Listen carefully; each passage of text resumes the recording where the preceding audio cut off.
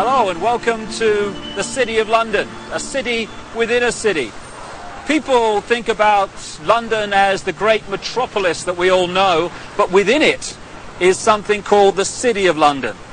It goes back many, many hundreds of years, and it's the epicenter of the global financial system, if the truth be told. It's more than that, however. It is the center of a global web of secret societies that control the planet today, and they come from a series of interbreeding bloodlines which you can trace back to the ancient Middle and Near East thousands and thousands of years ago. And the staggering truth is that these interbreeding bloodlines under different names have increasingly controlled planet Earth from that time to this, never more so than today. In the next few hours on this video, you're going to be introduced, if you've not already read the book, my book, The Biggest Secret, to some staggering, stunning, and I'm the first to say, bizarre information. The basis of the video is an interview with a lady called Arizona Wilder, who was brought up and mind-controlled from almost the time that she was born to eventually, as she did, conduct satanic rituals at the highest level of the satanic ritual network, involving some of the most famous people on the planet. But we'll get into that as we go along. It is bizarre, and that's not even the most bizarre aspect of this story, which I'll come to as we progress. But the bizarre just happens to be true. And this video is designed to be a companion to my book, The Biggest Secret, and you'd get more out of the interview with Arizona if you've read that book. But what I'm going to do to start with is just set up a few basic background details that can allow you, if you've not read the book, to follow the story and the revelations that Arizona is going to unfold for us. As I say, this is not just a City of London financial district. It is the center of a global web. It is the spider in the center of the web, as I expose in great detail in The Biggest Secret and a previous book, And the Truth Shall Set You Free. And what the basis of that shows is that all these apparently different companies, banks, insurance companies, political parties, actually at the top of their pyramids interlock and are controlled by the same few people. About 13 families run the world, and offshoots of these bloodlines under different names. Just give you an example and a little guided tour of where we actually are, because that's a good example of what I'm talking about. Behind me is the Bank of England.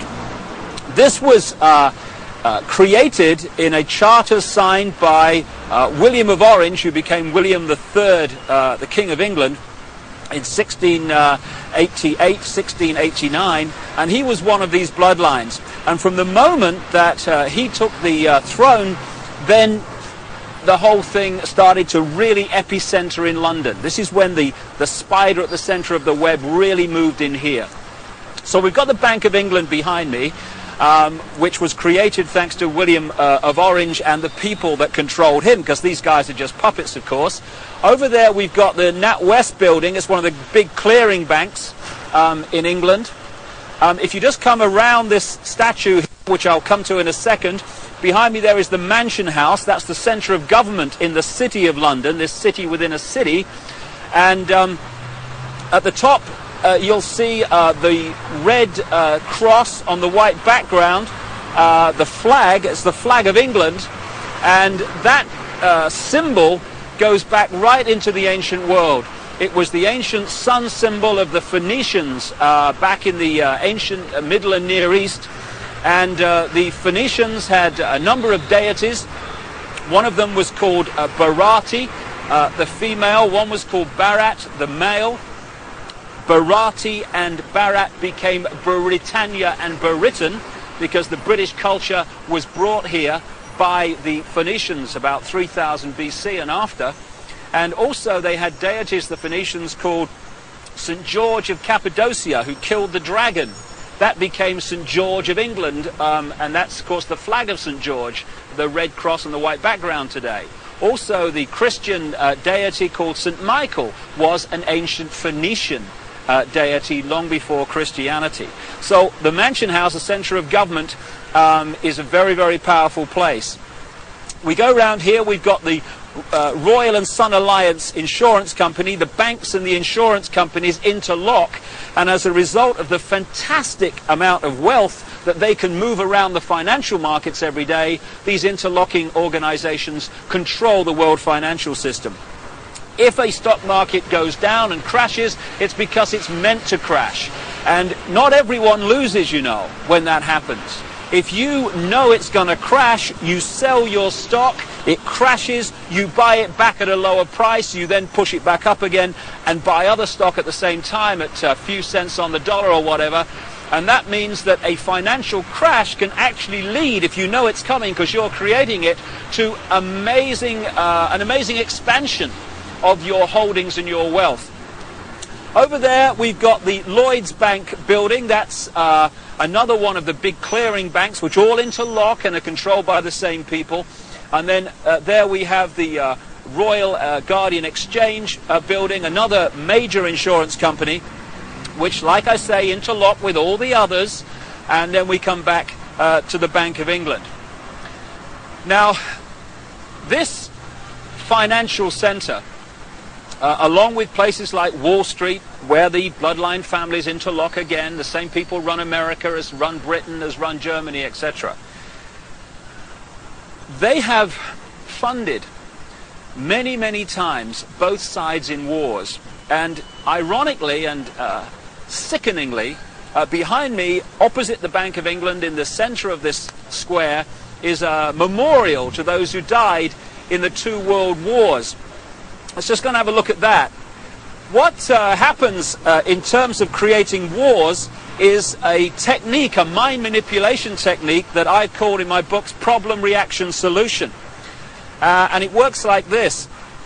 If you want to introduce something, say centralization of power through the United Nations, centralization of power militarily with NATO, the North Atlantic Treaty Organization, the biggest military organization in the world that's expanding all the time. If you want to centralize power into fewer and fewer hands, if you did that openly and said this is what we want to do, there'd be a reaction against that. People would say, hey, this is a fascist state you want to create. We're not having this. But through this technique of problem, reaction, solution, you can actually manipulate people to demand you do what you want to do anyway. So it works like this. First of all, you create the problem, but you get someone else to be blamed for it. You then report that problem through the media in the way you want it reported, because the media is owned by the same people that own the banks and etc. You get the public to react to your problem by saying something must be done, this can't go on, what are they going to do about it? And at that point, they, who have covertly created the problem and blame someone else, who've gleaned that reaction of do something, then offer the solution to the problems they have created. So if you take the world wars, after the First World War, in which the financial centers of London and Wall Street, etc., funded all sides, power on this planet was in fewer hands than ever before. After the Second World War, it was even fewer hands on the wheels of power. And as a result of the Second World War, we had the creation of the United Nations, we had the creation of NATO, and we had this great centralization of global power. Problem, reaction, solution. This is a wonderful example. Here you've got this memorial in the center of this edifice of global power, and it says, to the immortal honor of the officers, non-commissioned officers and men of London who served their king and empire in the Great War 1914 to 1919, this memorial is dedicated in proud and grateful recognition by the City and County of London. I'm sure it is, because as a result of the sacrifice they made, power in the world came into fewer and fewer hands, not least into this area I'm talking in now, and also made a fortune, because not only does it create problem, reaction, solution, when you lend money to both sides, they then have to pay you back that money plus interest.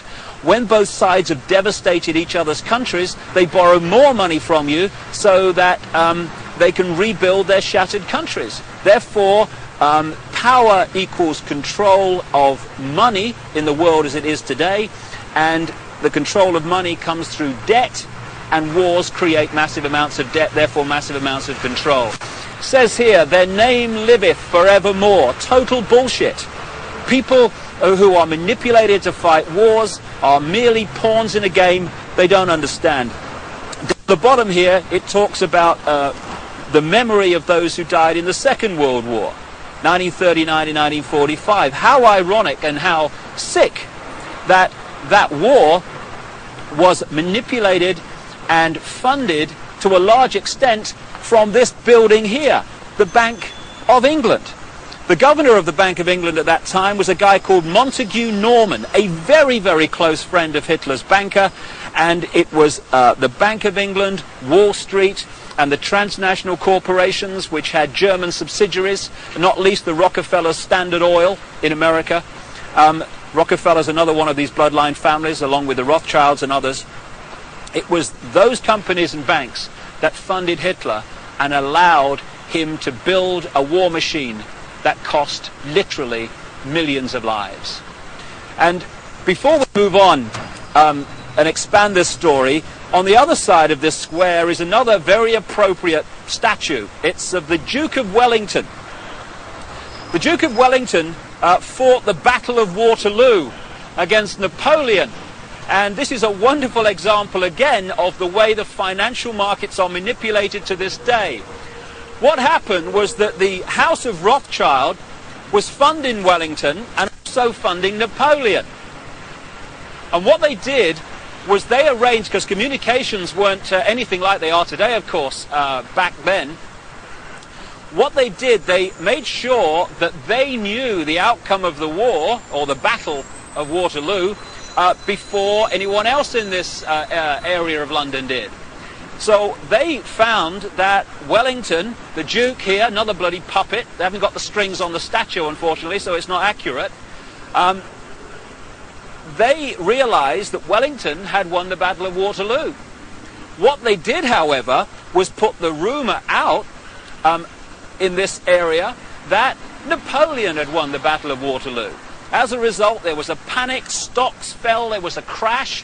What were the Rothschilds doing quietly, secretly? They were buying up all the stock they could at those crashed prices. And then along came the real story. Wellington had won the Battle of Waterloo. As a result, the panic was over, all those stocks rose in price, and the Rothschilds were not only fantastically richer, they owned vast amounts more of the economy of this country and in a much wider area of Europe. So the manipulation of the financial markets, that's just an example from the last century, is very much going on to this day. And it's manipulating your life, what your money will buy, and indeed if you have any money at all. And I'll just finish at this location by focusing yet again on the Mansion House. Arizona Wilder, the subject of this video, conducted satanic ritual at the highest level, and we'll come to that in detail. You'll see that in the interview. But it's very much part of these bloodlines that have increasingly controlled the planet over the last few thousand years. When you follow them through from the ancient Near and Middle East up into Europe, where they became the European aristocracy and the royal families of Europe, or royal family if the truth be told, because they're just the same bloodlines under different names, over to America and into the modern world, one thing follows again and again: human sacrifice, satanic ritual, blood drinking, and all this stuff. And I've talked to a number of people who have seen these rituals in the City of London, who have been subjected to some of them.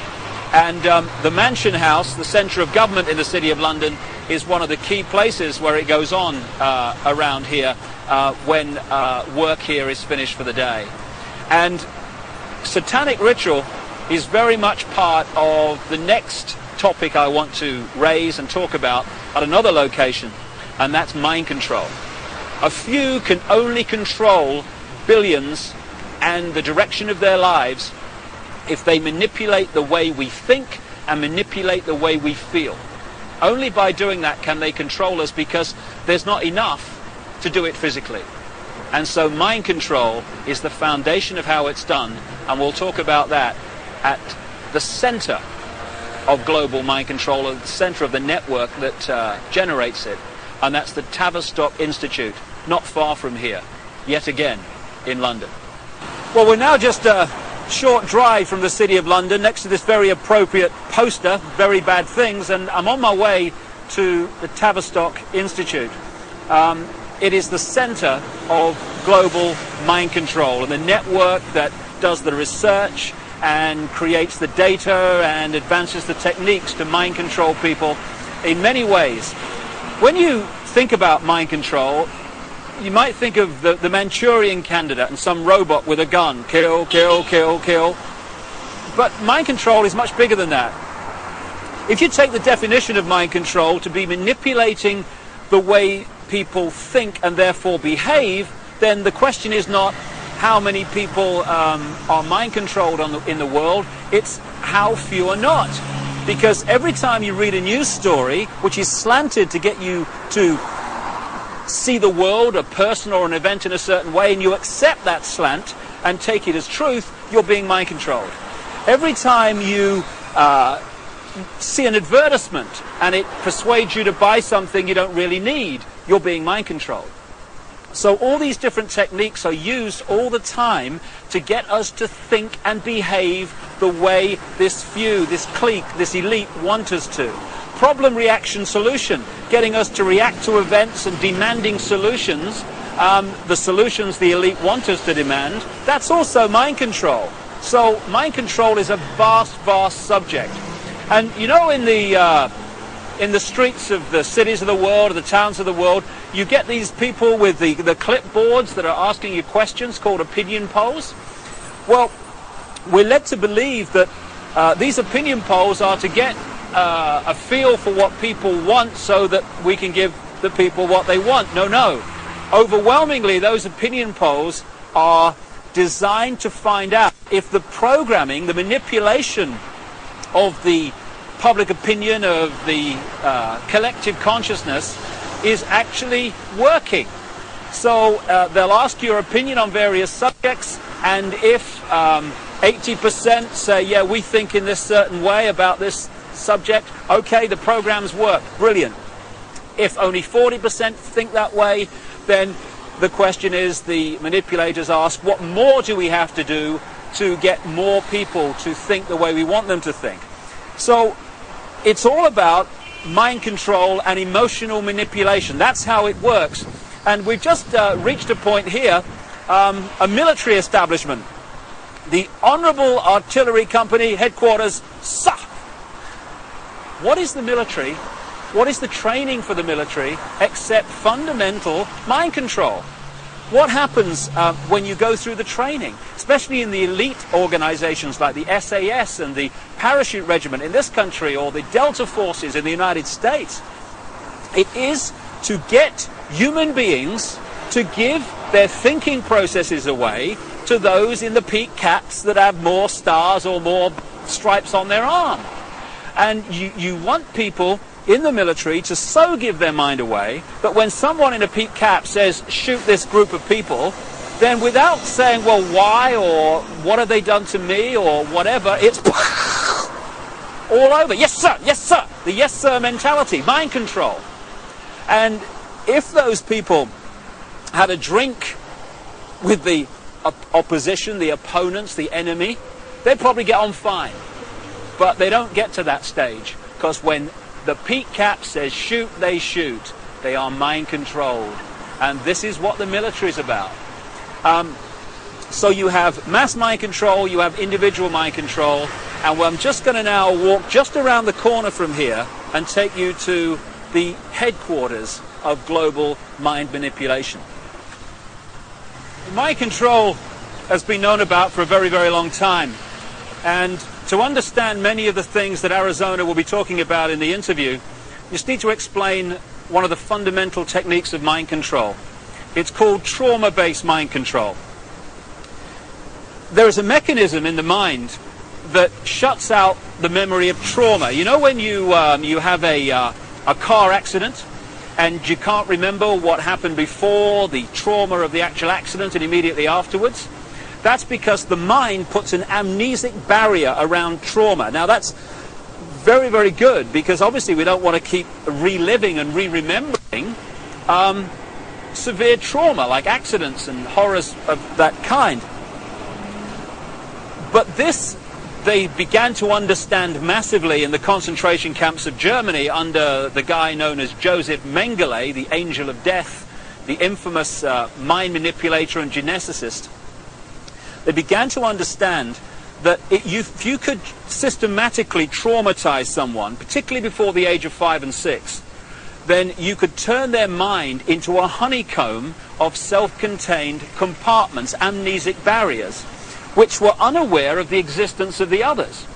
And if through hypnotic keys, triggers, words, signs, whatever, you could pull one of these amnesic barriers to the front to become the conscious level, that could experience something or be programmed to do something robotically, and then that compartment could be pushed back in the mind and another one pulled forward.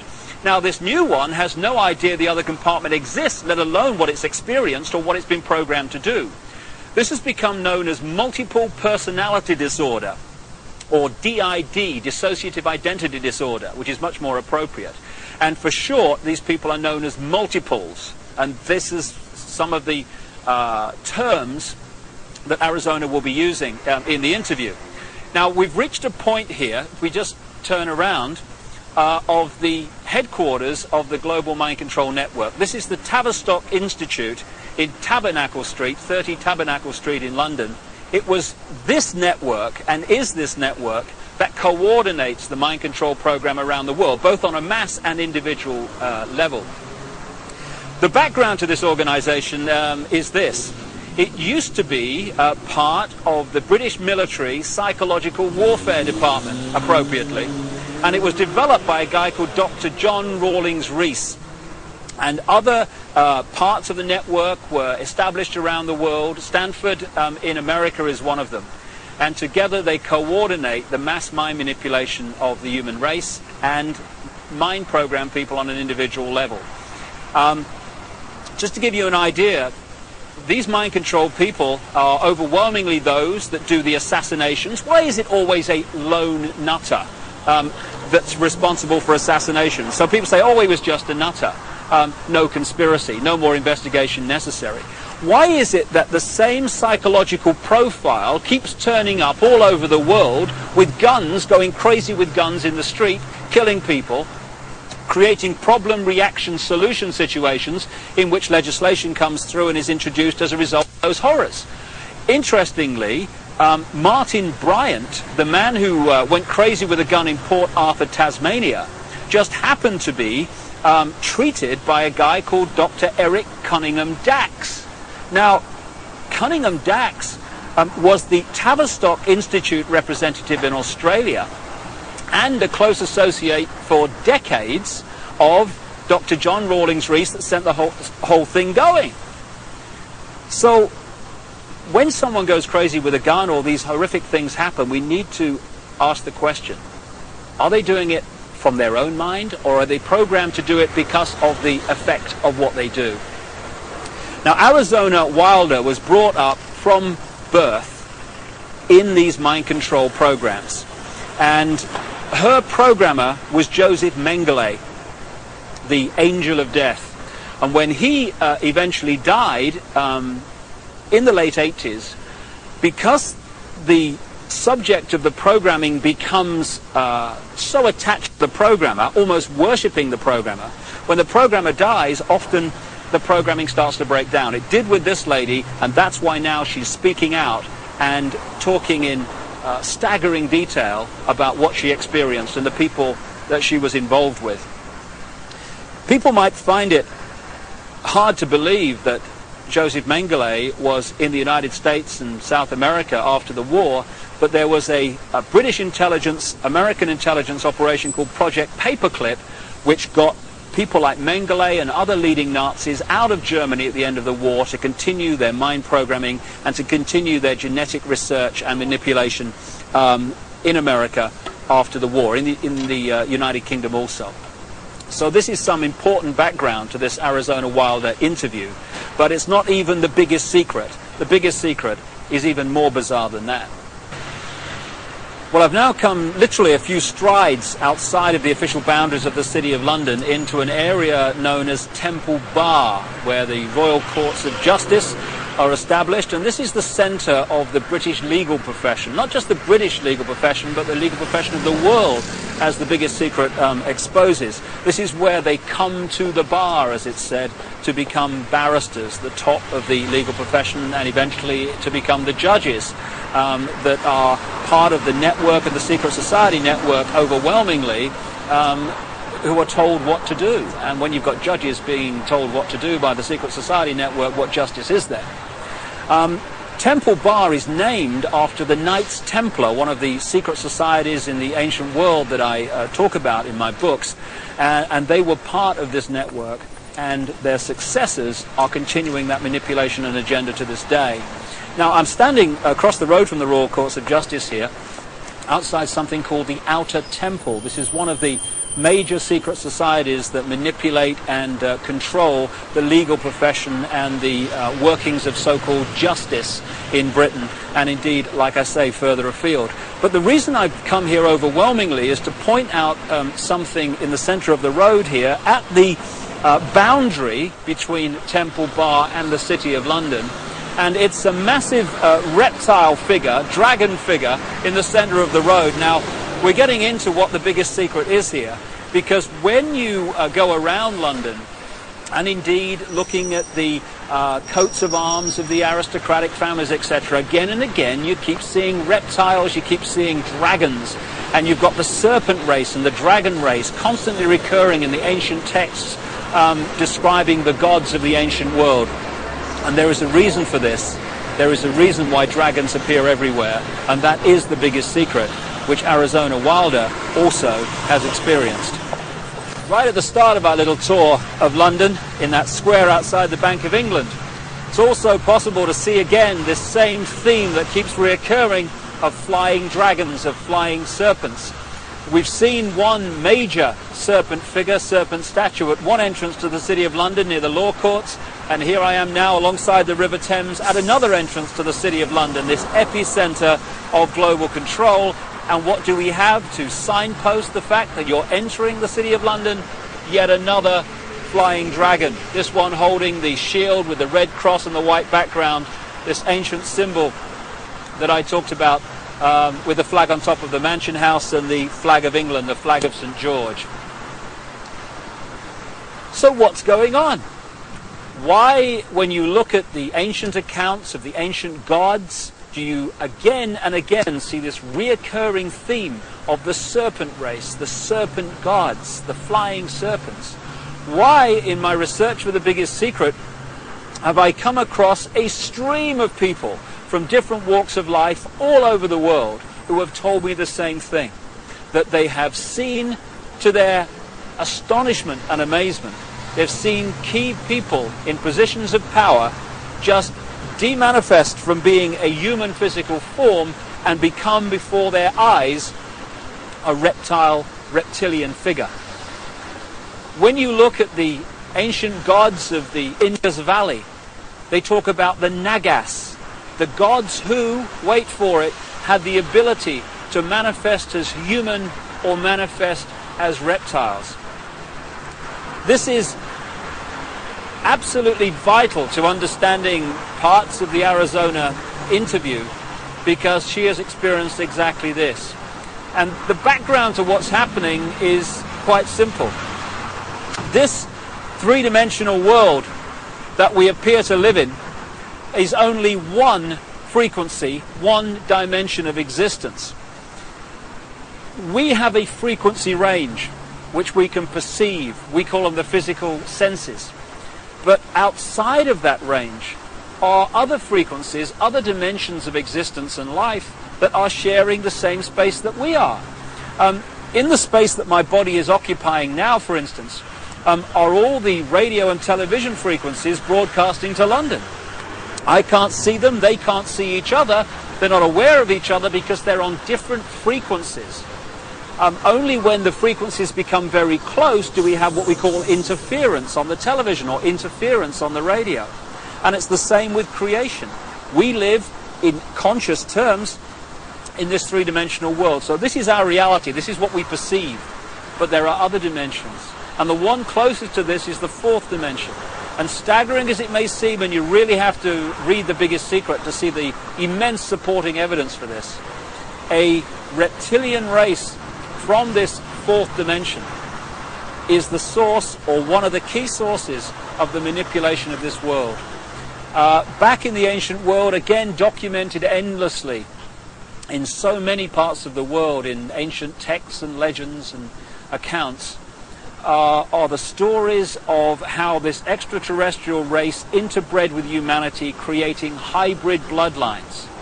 And when you do the genealogical research, you find that it is these human-reptile hybrid bloodlines that actually have occupied the major positions of power through the history of the last few thousand years, and today are in the key positions of power, running the banking system, the business system, the politics, the military, etc. And Arizona Wilder, who had no idea of all this other information coming towards me in researching The Biggest Secret, when I met her, she said and told me about how at various satanic rituals involving the most famous people in the world, she had seen them again and again turn into reptile figures and then come back again during the ritual. I got a call from the head of an organization in America called Parents Against Ritual Abuse, who told me again from her experience how many of her clients who had been subjected to satanic ritual had reported the same story of how the participants had shape-shifted, as the term goes, from human to reptiles and back again during the ritual. And one of the key areas, one of the key families identified by Arizona Wilder in her accounts is one not too far from here, and it's very famous indeed. And that family and that bloodline live here, or at least partly live here. Buckingham Palace, one of the many palaces and homes of the British royal family, the House of Windsor. They're seen as bastions of the establishment, the British establishment, but in fact the Windsor bloodline is not British at all, it's German. It's really the House of Saxe-Coburg-Gotha. And on Prince Philip's side, the husband of the Queen of England, he's a Mountbatten, which is really Battenberg. Again, another German line. In 1917 they changed the name from Battenberg to Mountbatten, from the House of Saxe-Coburg to Windsor, because at that time, you may recall, the German nation and the British nation were knocking hell out of each other in the trenches of northern France. And it was good PR from the British royal family's point of view to just change their name to sound more English. And this is just the farce and the facade behind so much, or behind which so much goes on. However, most people, if not almost everyone on the planet, would find the fact that the House of Windsor are one of these reptilian-human hybrid lines that shape-shift between human and reptilian form to be utterly, devastatingly ludicrous and unbelievable. I understand that, but the truth, the real truth, often is. And Arizona Wilder, in the interview that's coming up now, is going to talk about her experiences of seeing this happen. Well, I think that's all you need to know and appreciate to understand the kind of information that Arizona Wilder is going to reveal to us now, except one thing. Across the millennium years is crunch time in this whole agenda, crunch time for the human race. This is the time when this network of interbreeding bloodlines wants to bring in its global fascist structure of a world government to which nation states would be administrative units, of a world central bank and a world currency, a currency that wouldn't be cash, it would be merely electronic, for which there are fundamental implications for human freedom. and also the World Army, which is designed to be NATO, expanding and expanding as it is now, of course, to become the fully fledged World Army, World Police Force. And underpinning that little lot is designed to be a microchip population, in which we are microchipped with our financial details, our medical details, etc., etc. And that would allow not only electronic tagging, people knowing where we are all the time, it would allow the external manipulation through this electronic means of our mental and emotional processes. This will happen unless the human race wakes up and wakes up fast. And to do that, we need to understand what's really going on. And to let people know that, we've got to stop beating about the bush, stop pulling punches, stop pussyfooting around, keeping information from people, oh my goodness, how will they react, and just say, this is going on, take it or leave it, make of it what you will, but this is what's going on. And some of the information you're going to hear now is quite horrific, but if we don't know about it, what can we do to stop it and to change it? I spoke to Arizona Wilder in Los Angeles, and this is what she had to say. Well, Arizona, can we start at the beginning and can you tell us the story of what's happened in your life from the very start? Okay, what I can tell you is that before I started looking into my life, back in 1989, I was starting to have flashes of things, and my life was not what it seemed to be, which is why I started looking into it. And what I found out was that I had a lot of missing time, and a whole lot of missing time, as to what had occurred in my life. And when I started looking into what had happened in my life, it was the only way that at the time that I knew, was to start going to see a therapist. Within a year, I was talking about memories of being sexually abused by my father, which was part of what was supposed to happen. And I was starting to talk about mind control issues, and I was talking about ritual abuse issues at the time, and I didn't have the whole thing put together. It's taken me years, all these years, it's taken approximately almost 10 years to put this together, what has happened to me. And in the process, I have lost everything that I ever had in my life, and anything I held dear in my life. I was bred for this role that I fulfill, and it was planned from before my birth, and it was because of the bloodline of my mother's family, which comes down through Ireland, but before that it began in France. It was through the Marquis de Stac, which he came to Ireland and changed the name to Stack, and then I was chosen, and the birth was planned. My parents were forced to move down to this area for the reason that the High Council is down here, which is, there are 6 councils of 13 in this country, and the High Council is down here. We're talking the United States? The United States, yes.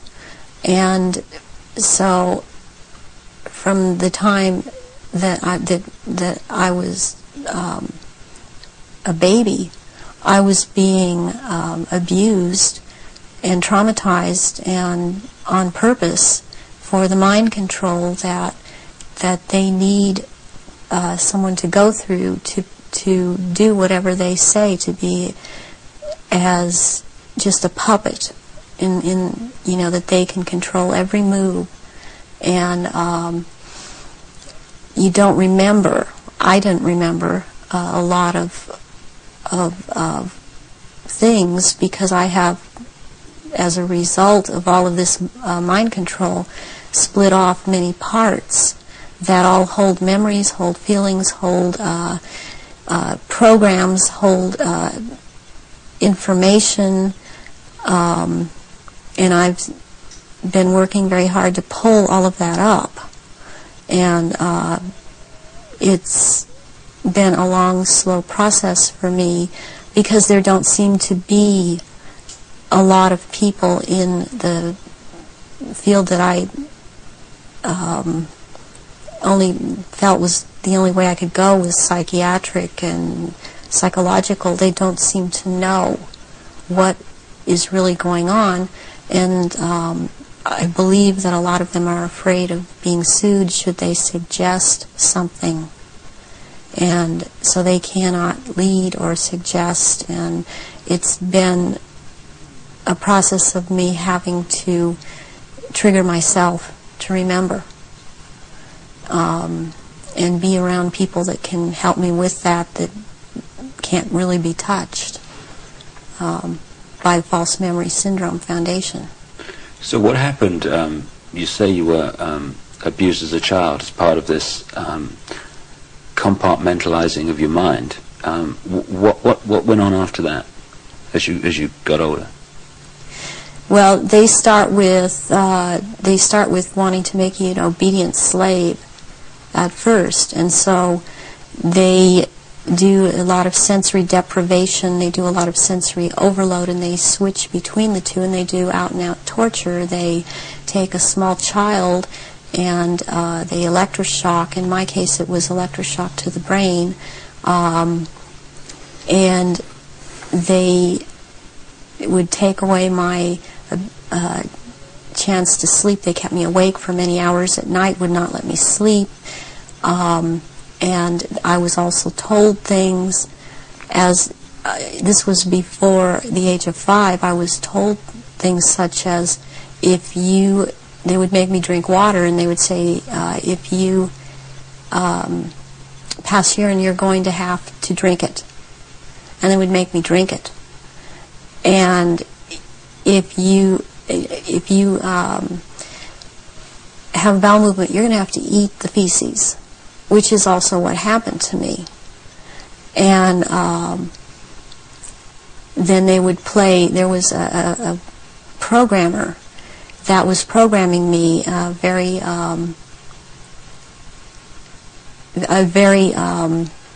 infamous person in history, who actually has been in this country, and he was known as Dr. Green.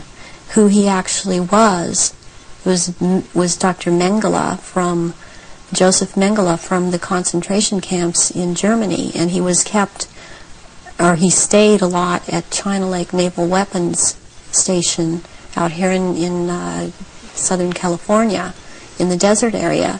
And I would be around this man a lot, and he used to tell me that the scar that he had on the left cheek of his face was actually from, he was into fencing, and that it was from that, but actually the scar on his cheek was from one of his own programming techniques, that he would put a child in a box and with a sword and tell the child to defend the box, even if it meant his own death.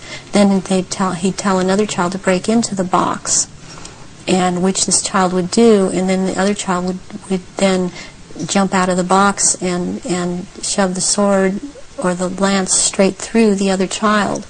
And at one point he got into it where this child actually got him in the face with the sword. And he would wear a huge emerald ring on his left hand, on this middle finger, and he would twist this emerald around, and for programming, and he was into using long-colored ribbons of different colors, and you had to choose a certain ribbon, or you were given a certain ribbon, and that meant that this certain thing was going to happen to you. and it was like picking sticks out, or drawing sticks out of a hand, out of someone's hand. I saw games of Russian roulette played where it was chosen beforehand that a child would die, and the child would put the gun up to his head and pull the trigger, and this child would end up dying. But it was meant to scare all of us, keep us in terror, as there were many other children that were around me that went through the same thing. I have run into people from my childhood that have known me, and I've recognized their names, and even if they change their names and change their hair color, as I have done, they have recognized me, or I have recognized them, and I know their name. They know my name. There isn't any way for this to have happened. It's just beyond coincidence. And when you get older, I mean, they start taking, this programmer in particular, Mengele, would take me to rituals. I went to rituals with him all over this country, and in Britain, and in France, and it was known by intelligence agencies in this country that this man was here. They brought him here. Is that Project Paperclip you're talking about? Yeah. Through the OSS. And my family, or my so-called family, are all DID. They have not. They are very well programmed, and they have not sought help. They have not gone in, tried to figure out what's happened. They believe they've had this certain kind of life that they've had, and as far as they are concerned, I am crazy. And they have much different memories of what I have, and I was always told certain things by my parents that my sisters were never told. And biologically, I have to add at this point that my mother is my mother. I am not biologically related to my father. And this has to do with the bloodlines, and his was considered impure. And this is all about purity of the bloodline. And that is why I am involved in this. There are people that are involved in this that it is not so much because of bloodline, but they have the ability to dissociate and be used as slaves by these people. You say that you come from a certain bloodline, and there is this obsession with bloodlines that this Brotherhood Illuminati have. Why is that? Because what first started coming out was about the Aryans, and the purity of the blood. And what it's all about is that the blood, and the menstrual blood, contains something that is important for the propagation of this race that is controlling things on this planet. And these people that are in the organization that the Council of 13 is under, and they have something called the Grand Druid Council, or the Octagon, they're called the Illuminati. And the Illuminati are actually run by these 13 bloodlines, which are all of the royal families in Europe and in England. And they need the blood because they are, in fact, not human. They take human shape. They are reptilians.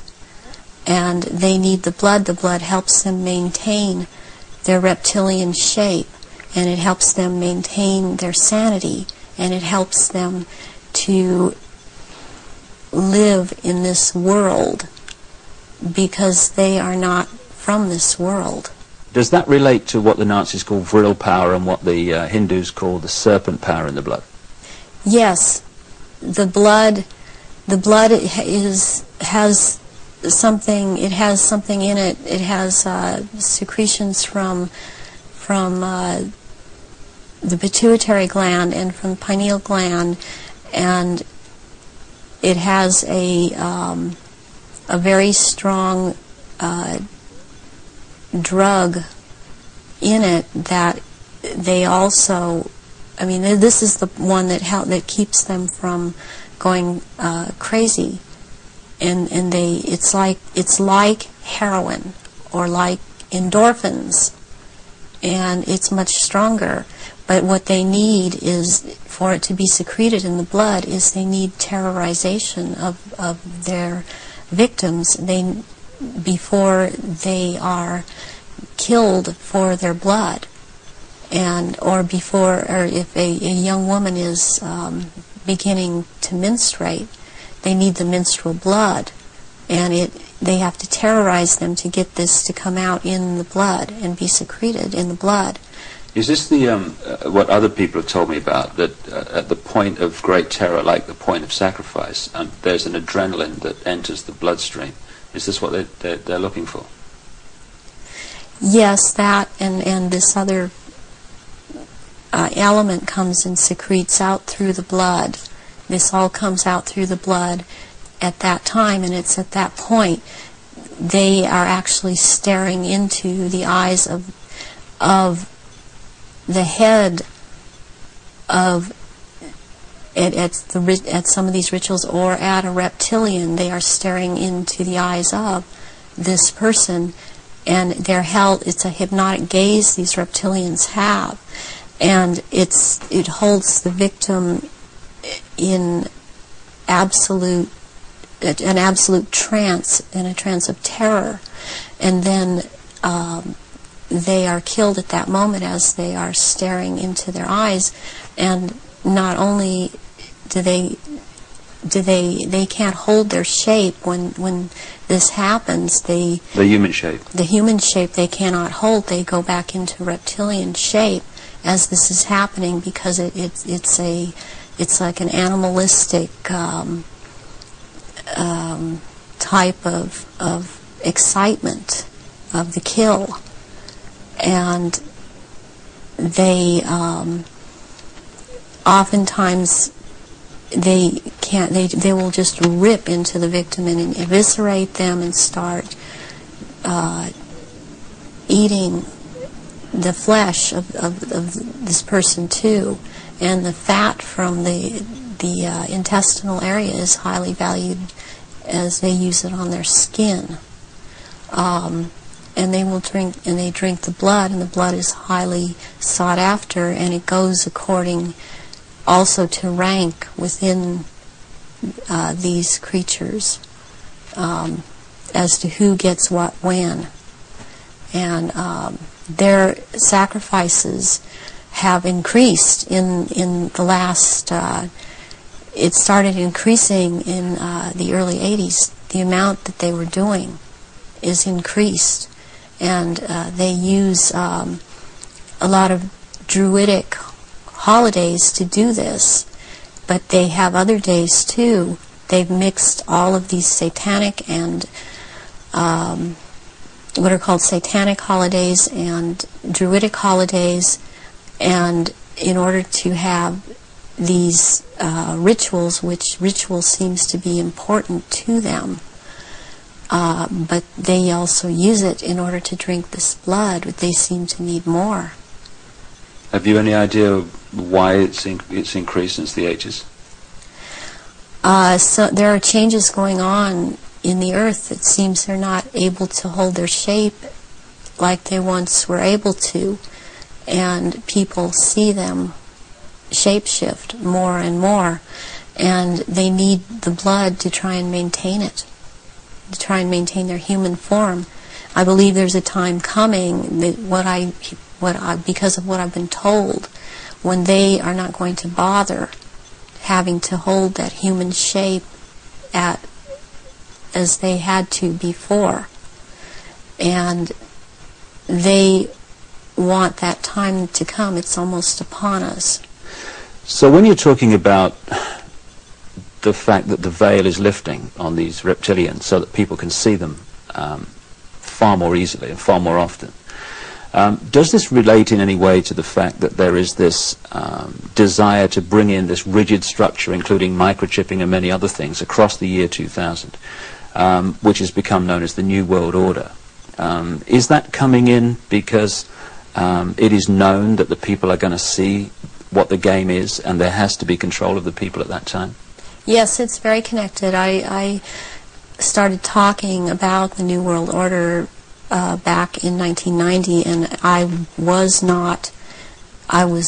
very psychologically and physically affected so much by what was coming out. I wasn't watching television. I was not aware that certain individuals in this country, George Bush, were talking about the New World Order. I was talking about it because that is what was coming out, and knowing that the first time that inside of myself that I'd heard it was in conjunction with the Nazis, and that came from Mengele. And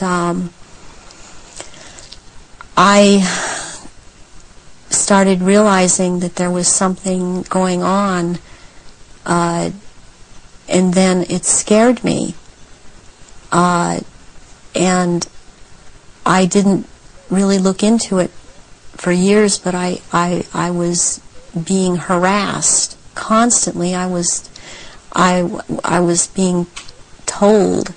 At one point, I had someone telling me that I was being, and who was ex-Army intelligence, ex-CIA, telling me that I was being monitored by the National Security Agency.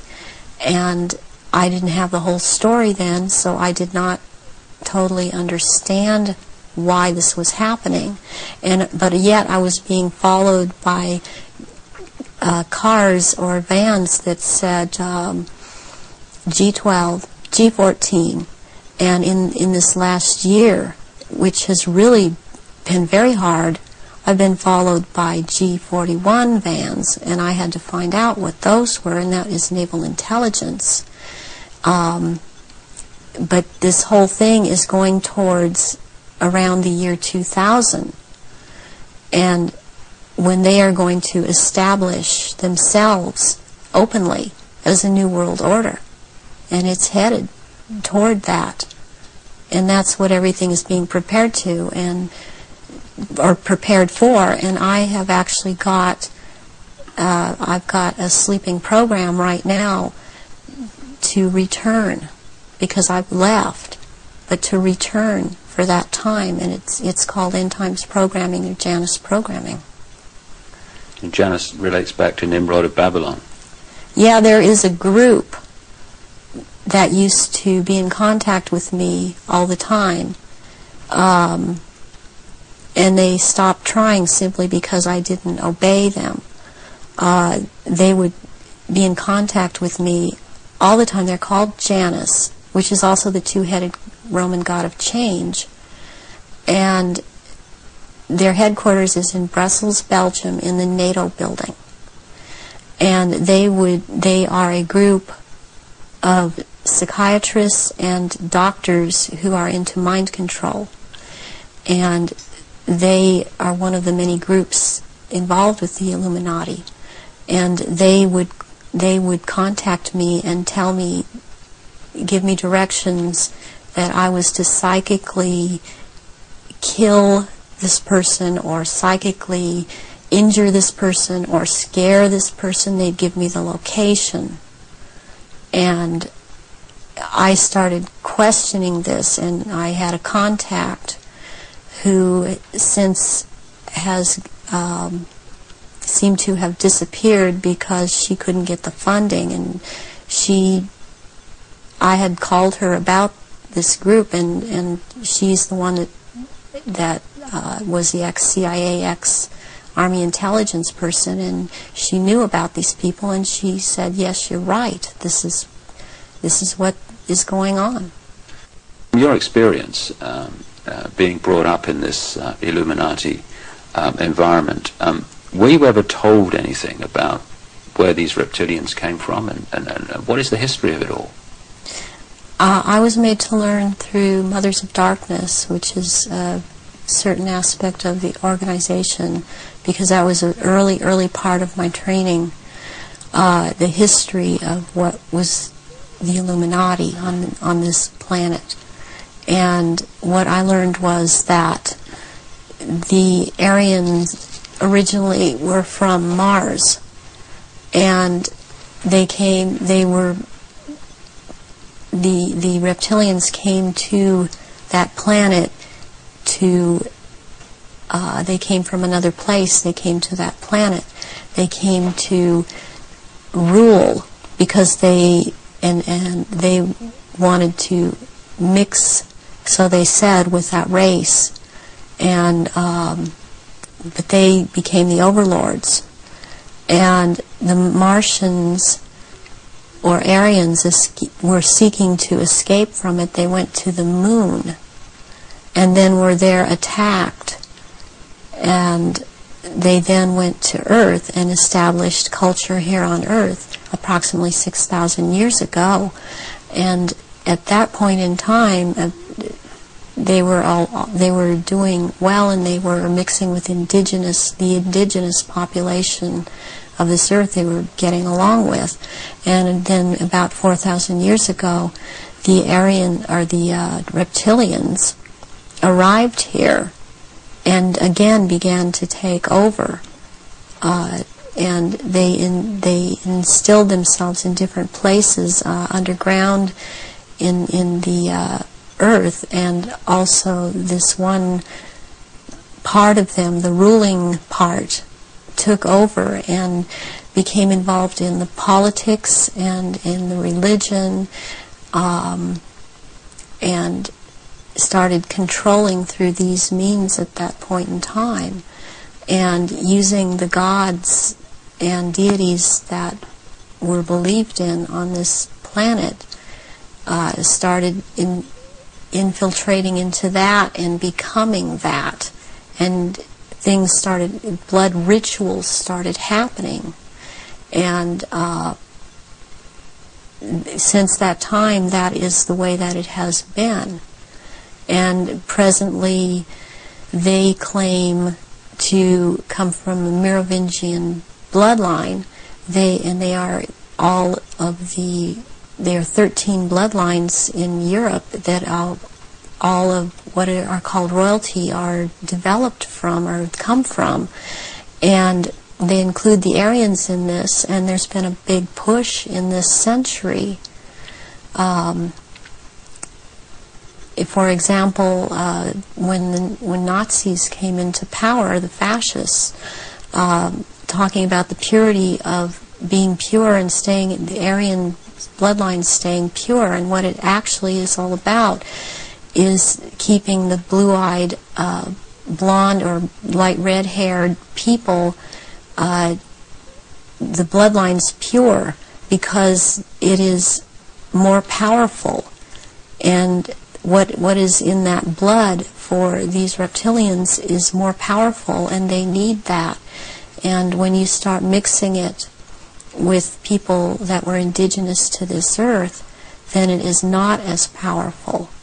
It has nothing to do with someone, skin color or nationality. It has to do with keeping the bloodline pure for their use.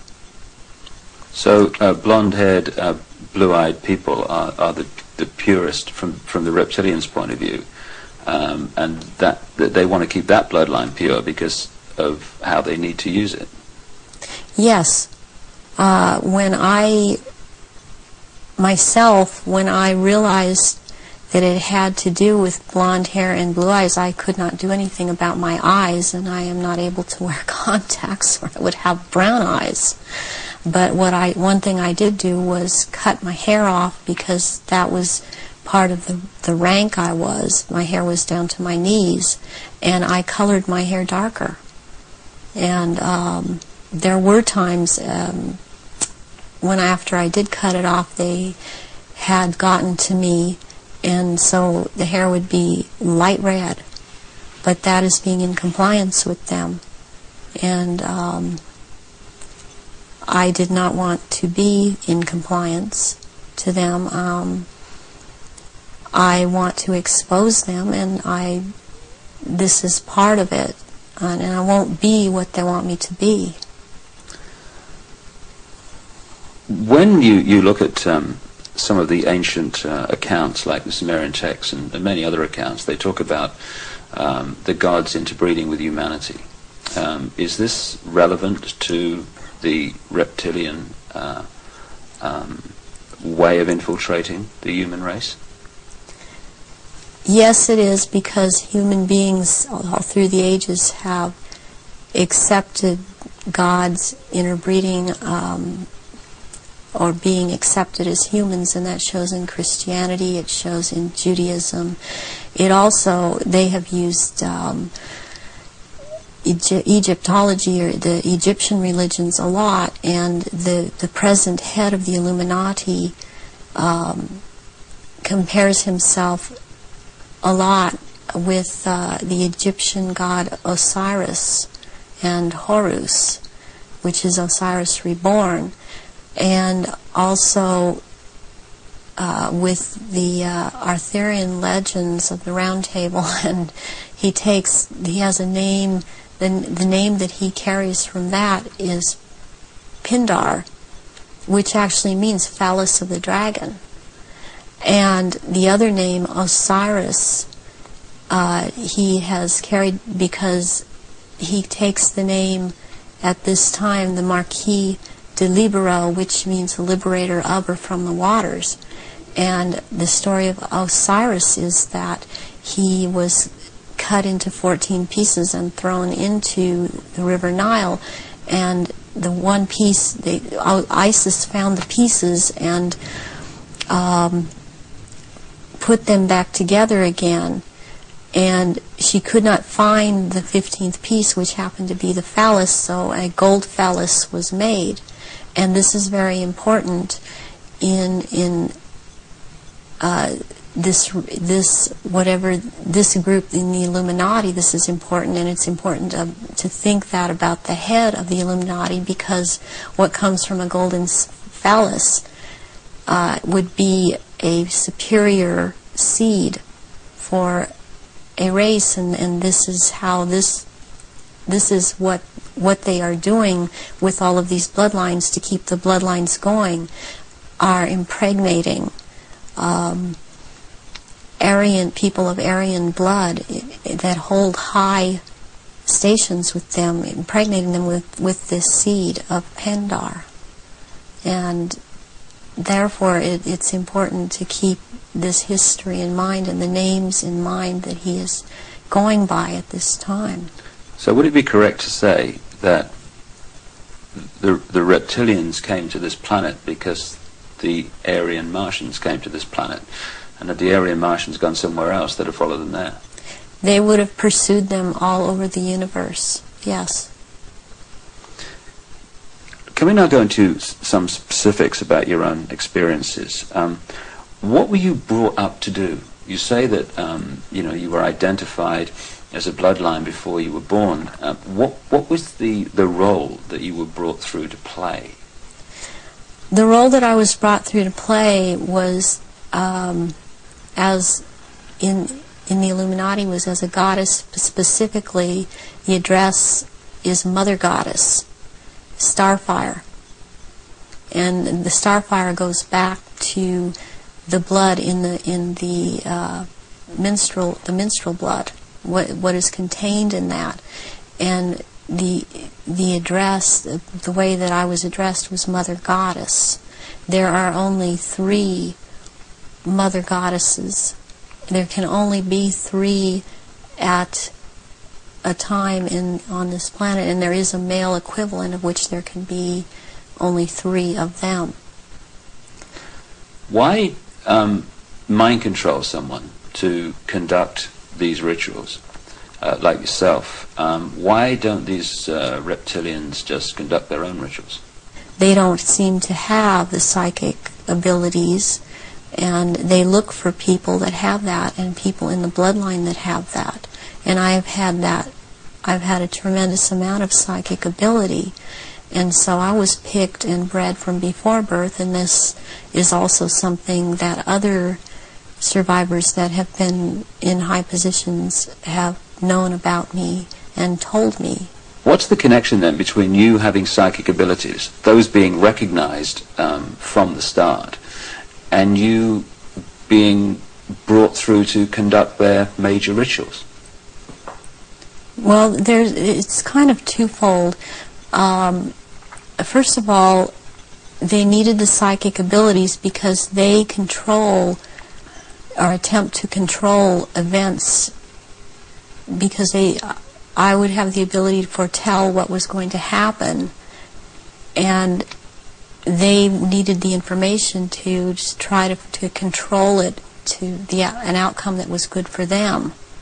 The second thing is that during the rituals, you had to have psychic ability. You have to be very powerful in that way to call out the old ones that are also reptilian, that come from another dimension. They actually they materialize from out of another dimension and are present at rituals, and they are so powerful, and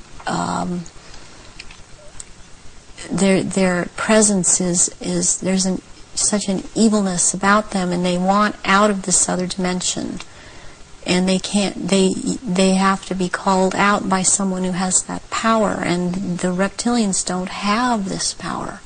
That's very important, that they don't have this power to call out these old ones that have to do with them. And what is it that humans have that the reptilians don't have, that means they don't have the power to connect interdimensionally, and some humans do? We have the ability to foresee, to be able to become vibrationally higher, and see into those levels, go into those levels, and in fact, agencies use this. They call it remote viewing. Humans have the ability to go into the past, to go into the future, to go to other places, to astrally leave their body, astrally, and to see things that we've always had this ability, and it's like having the third eye, which they don't have. They don't have this ability. So during ritual, these old ones are called out, and they are what Christianity would have called the demons. They are called out, and there is a circle that it has a hexagon in there, which is a powerful occultic symbol, and then there is a pentagram, and then there, in the middle of that, there is a triangle, and if you're the one calling them out, then you stand in the triangle so that you're not devoured or taken by these creatures that come out. That creates an energy field around you which they can't penetrate. They can't penetrate it, and they cannot get outside the pentagram. And they want out. They're always demanding to be let out. And so you have to be very powerful to keep them in line and to make them go back when it is time for them to go back.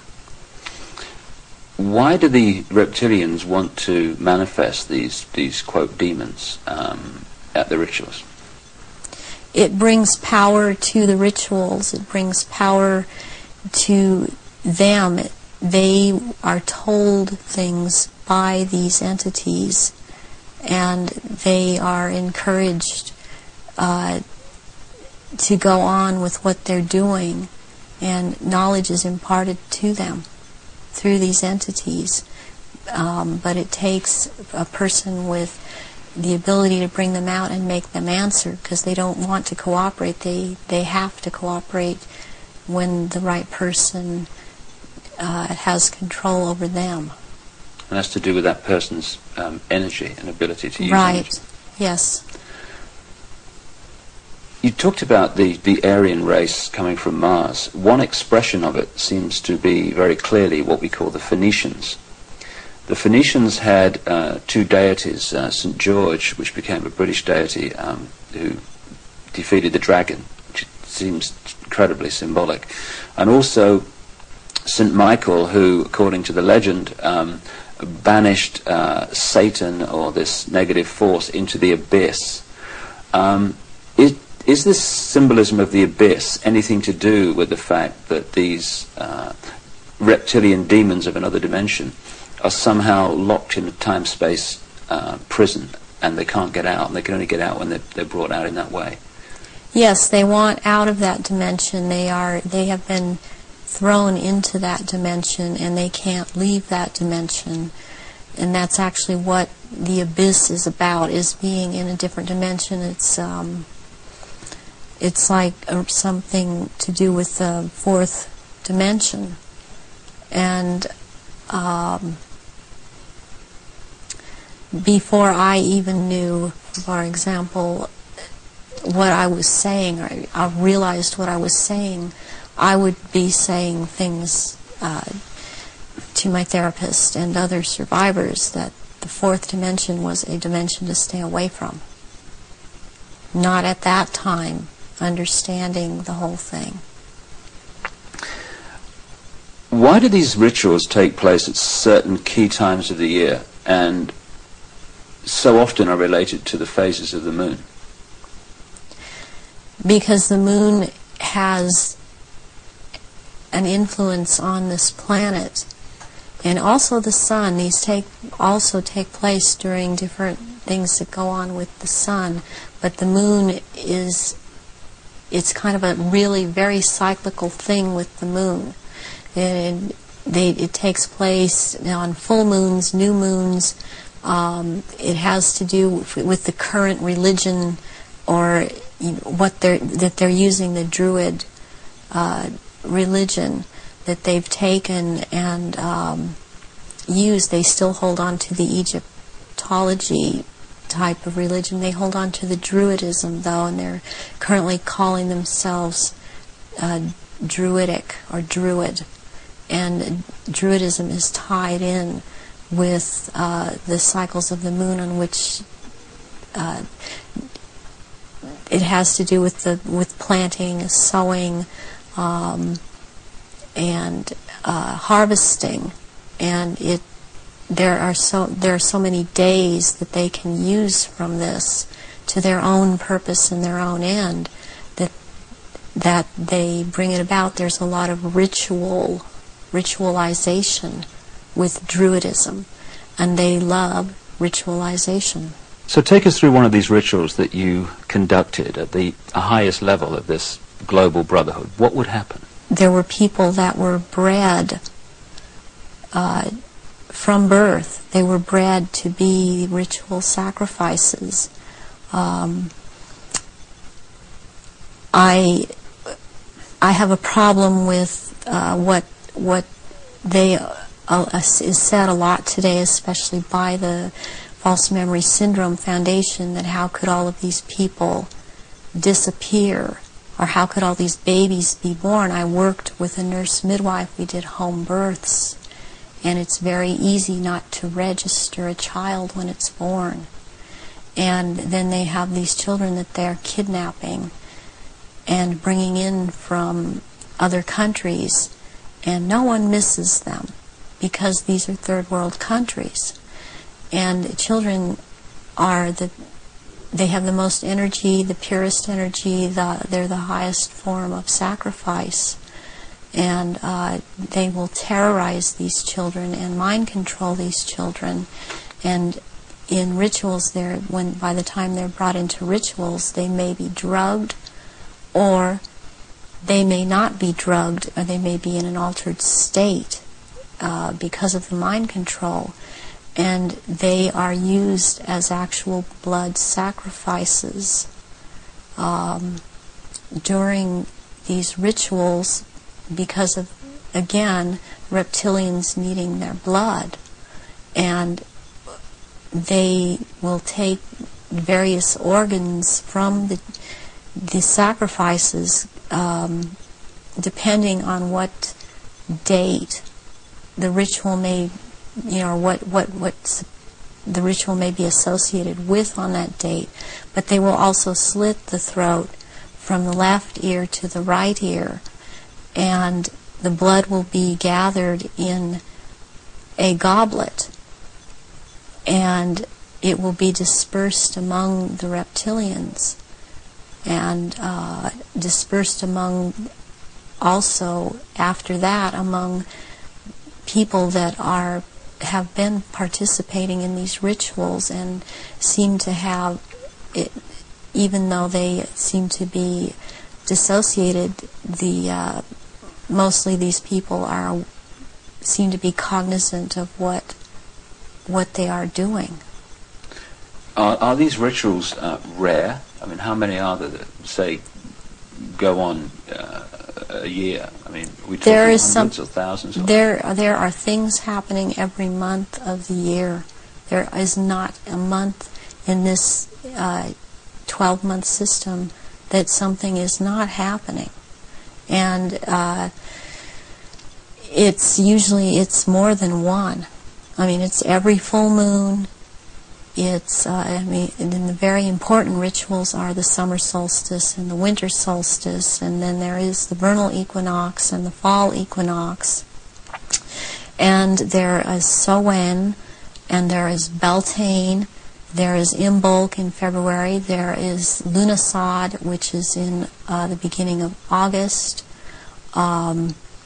There's a whole week leading up to Beltane, and also leading up to Samhain, that's called Grand Climax. So May the 1st is Beltane.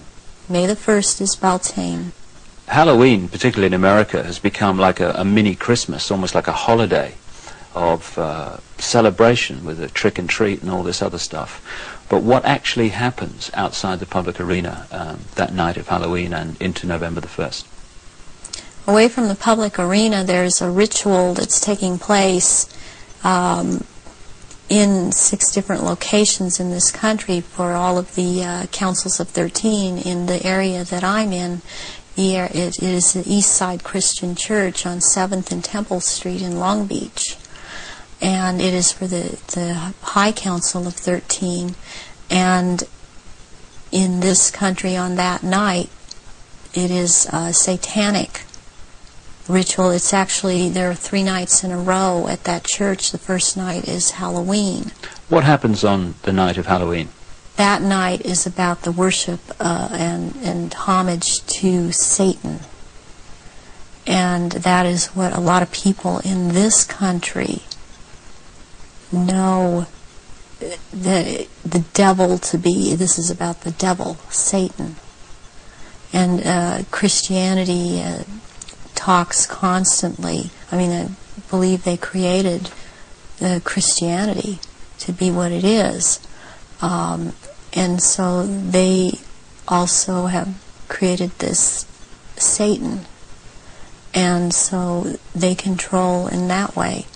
And on that night there's a lot of bloodshed, and there are sacrifices made to Satan.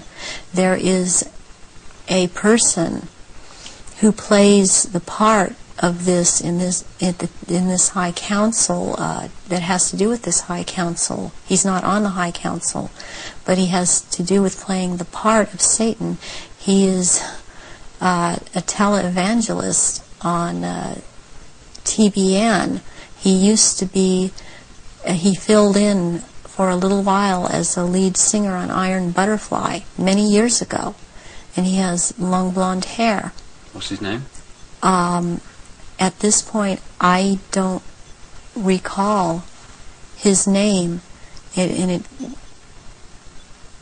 it just, I recognize his face. I saw it recently on TBN, And then this is his cover, or he is DID. And he plays this part, the great deceiver Satan, on that night, on Halloween, at this church. And that is what happens on Halloween.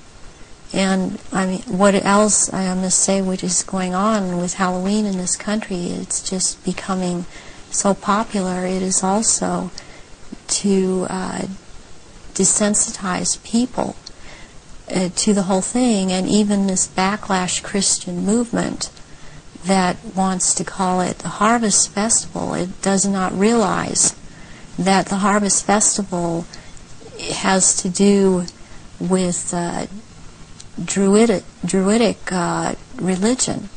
And again, they are still doing the same thing and celebrating the Harvest Festival.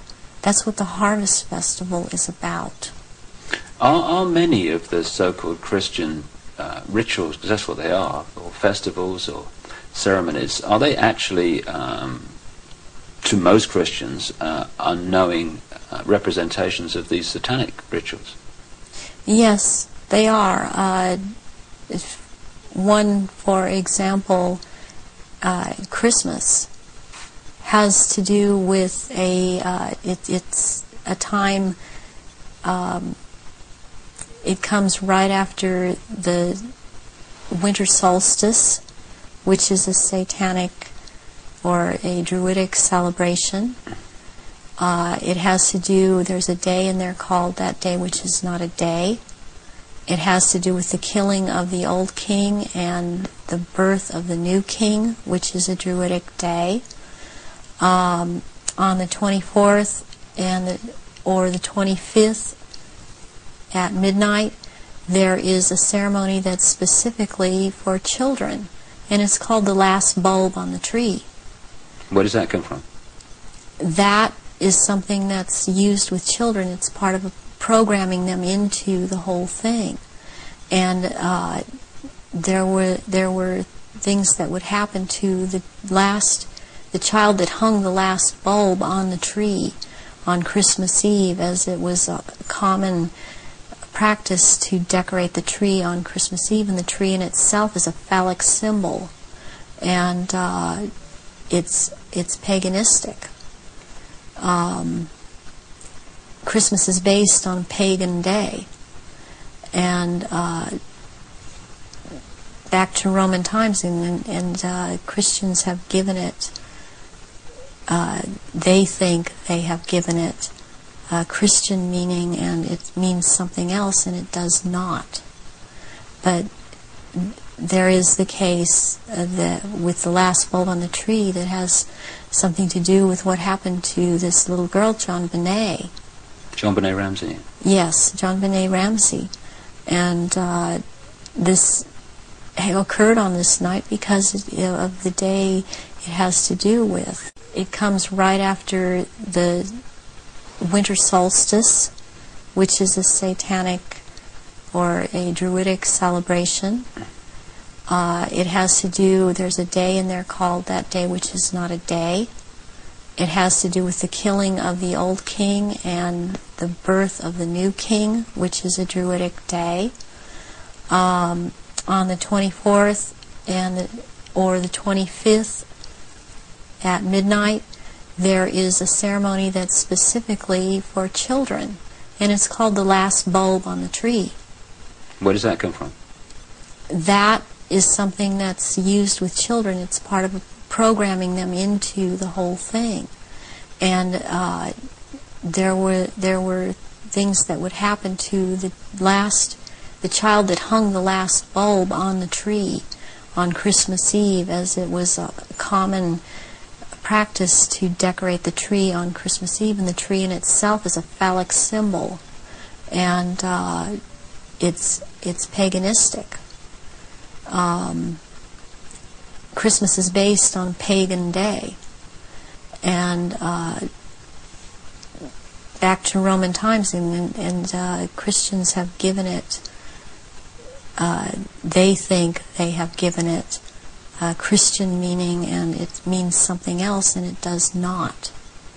But there is the case with the last bulb on the tree that has something to do with what happened to this little girl, John Benet. John Benet Ramsey. Yes, John Benet Ramsey. And this occurred on this night because of the day it has to do with, and the ceremony that it has to do with. And there were rituals done on that night to these little children.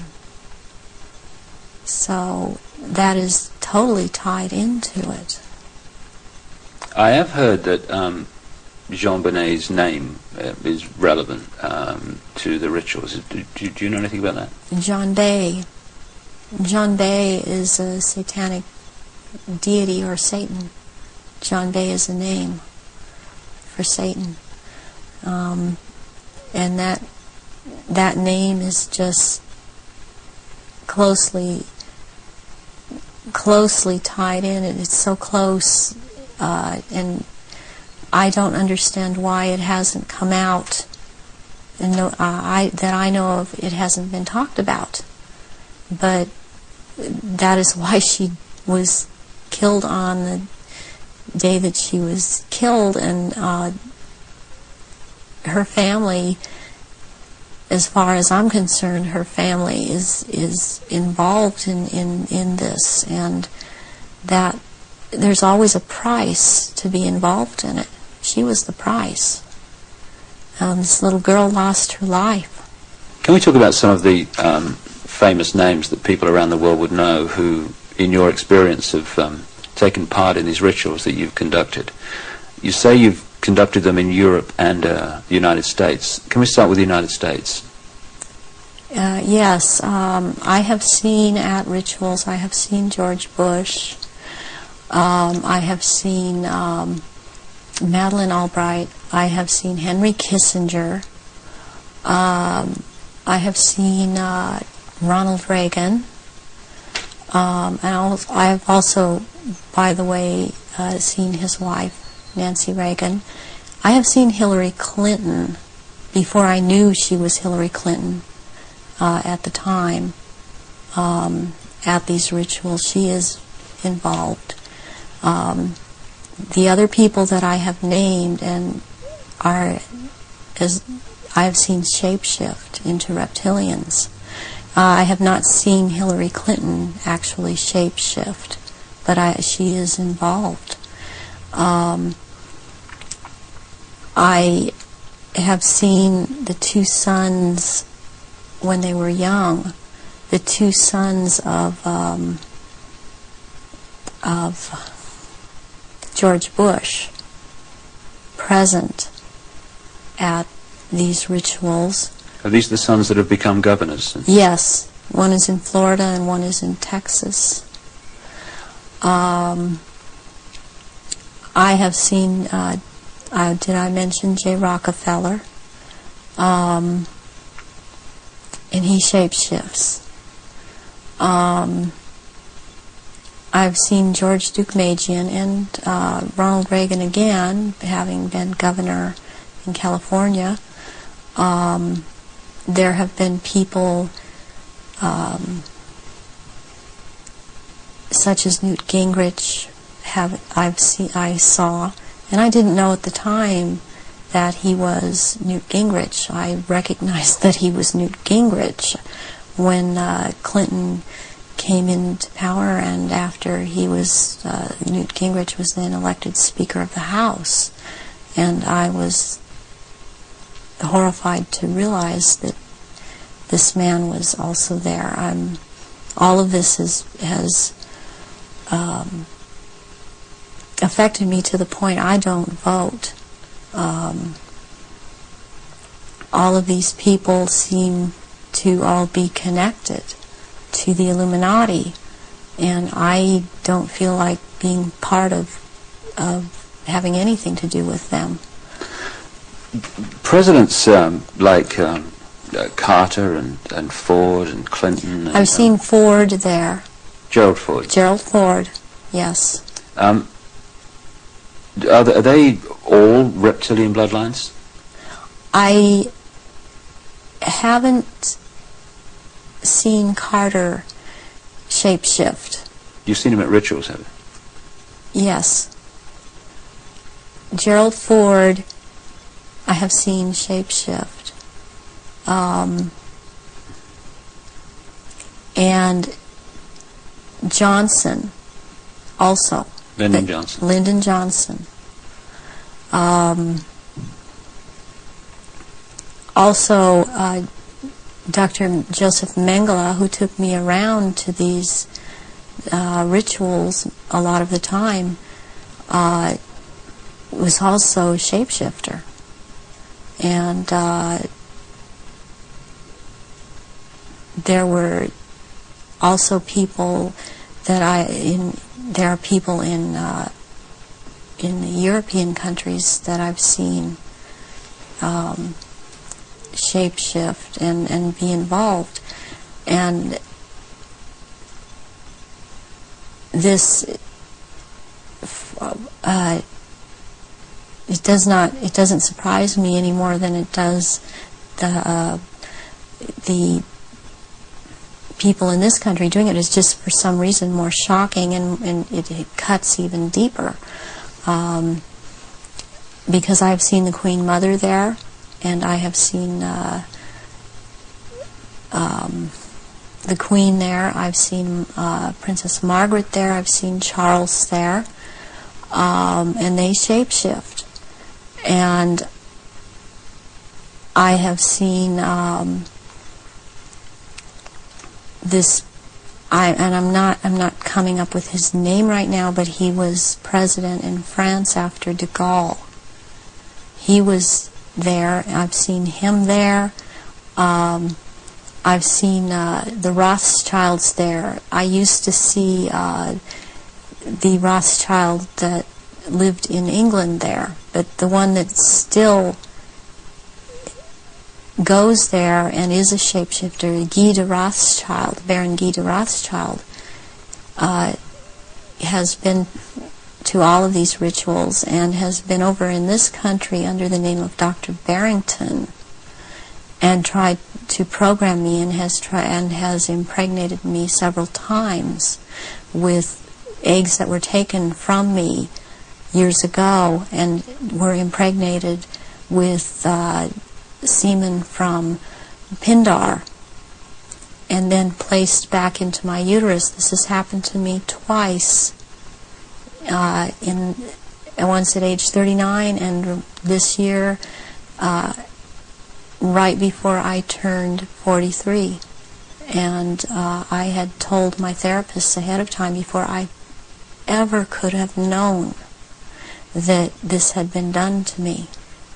And it's happened at a certain place in where I have been living in the San Fernando Valley. It's happened at a house on Tyrone Street in Sherman Oaks. And my understanding is that there have been other survivors that have talked about this location as having been involved with programming and so on. And he has, the Baron Guy de Rothschild has tried to program me. All these years he has been trying to control me, get me back under control. And the Marquis de Libero is someone else that attends all of these functions and is, since he is the one in power, he attends all these functions. I have seen Tony Blair there, and he shapeshifts. I have seen Prince Philip there. They all have their quirks as to how they act, even in their reptilian form. And they all, I mean, they act, they don't act all like robots, but they have their quirks, they have their so-called personalities, but they are all cold-blooded. They would kill at the drop of a hat. I have even, since I've seen a picture of some people on that are talking about this subject, I've seen them, when I've seen their pictures, I've recognized them. I did a double take a few weeks ago when I saw again someone who's been talking about around this subject, and it seems to be popular right now. Who's that? This man by the last name of Sitchin. I've seen at rituals, and he is a shapeshifter.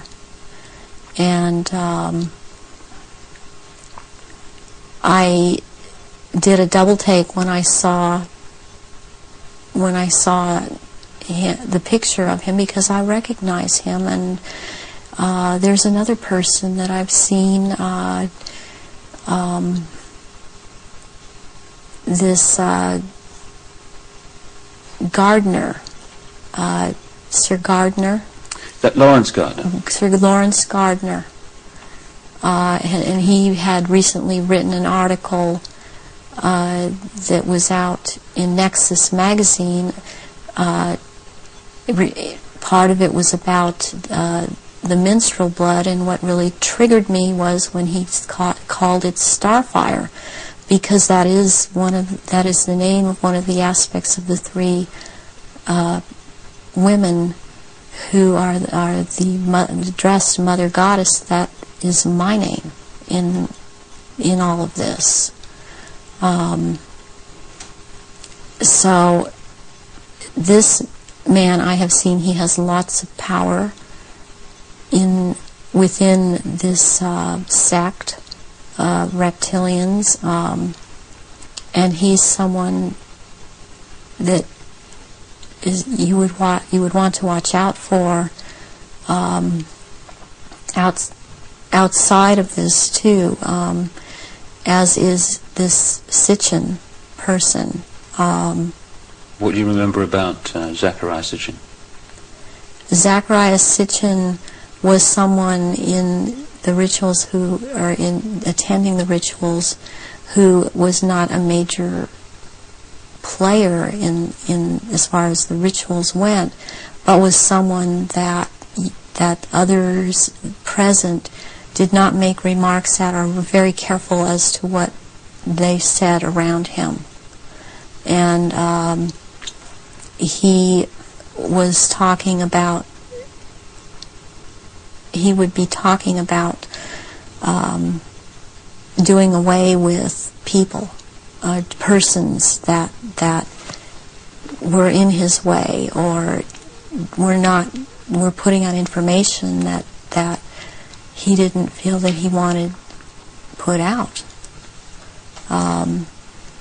He is very much a disinformer, and that is his job, to disinform about what is going on with the Illuminati and with the reptilians. He actually warned me off from investigating the reptilians, interestingly. Where do the rituals take place that you've been involved in, involving the British royal family? Glamis Castle, Stonehenge, Balmoral Castle. I have reason to believe there's a church, and I think it may be Westminster Abbey, and there is a Mothers of Darkness castle or chateau in Brussels, Belgium. They've been there too.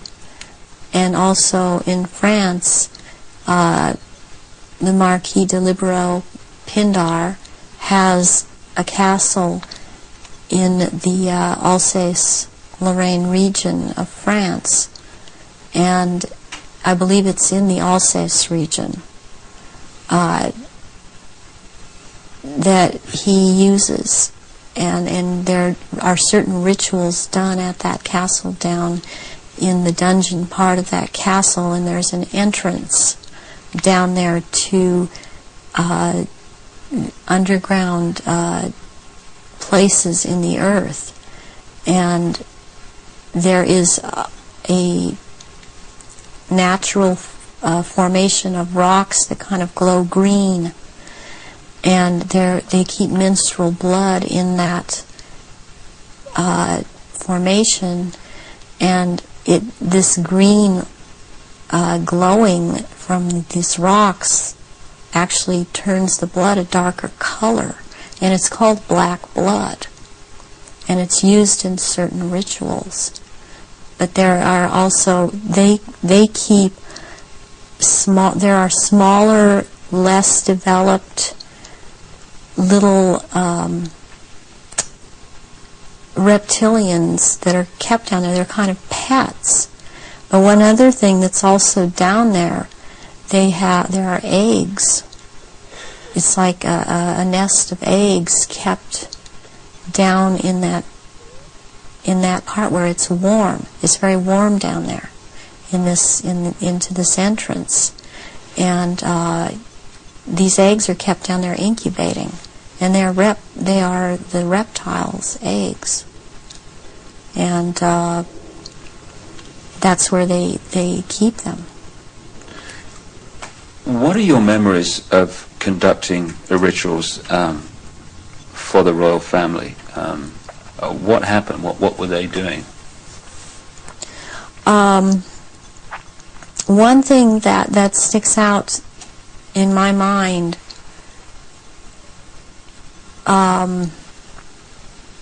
is that there was before. This was back in the late 70s. This was before Charles was married to Diana. He was involved with Kamala Parker Bowles, and she does not shapeshift, but she became pregnant by Charles, and she produced a baby, and this baby was presented at the ritual and killed, and that is the price, the firstborn between these two, and eventually these two will marry, and that is the price that is to be paid, the sacrifice of the firstborn between a union of these two people. And I've seen that there. Something else that sticks out in my mind is that it was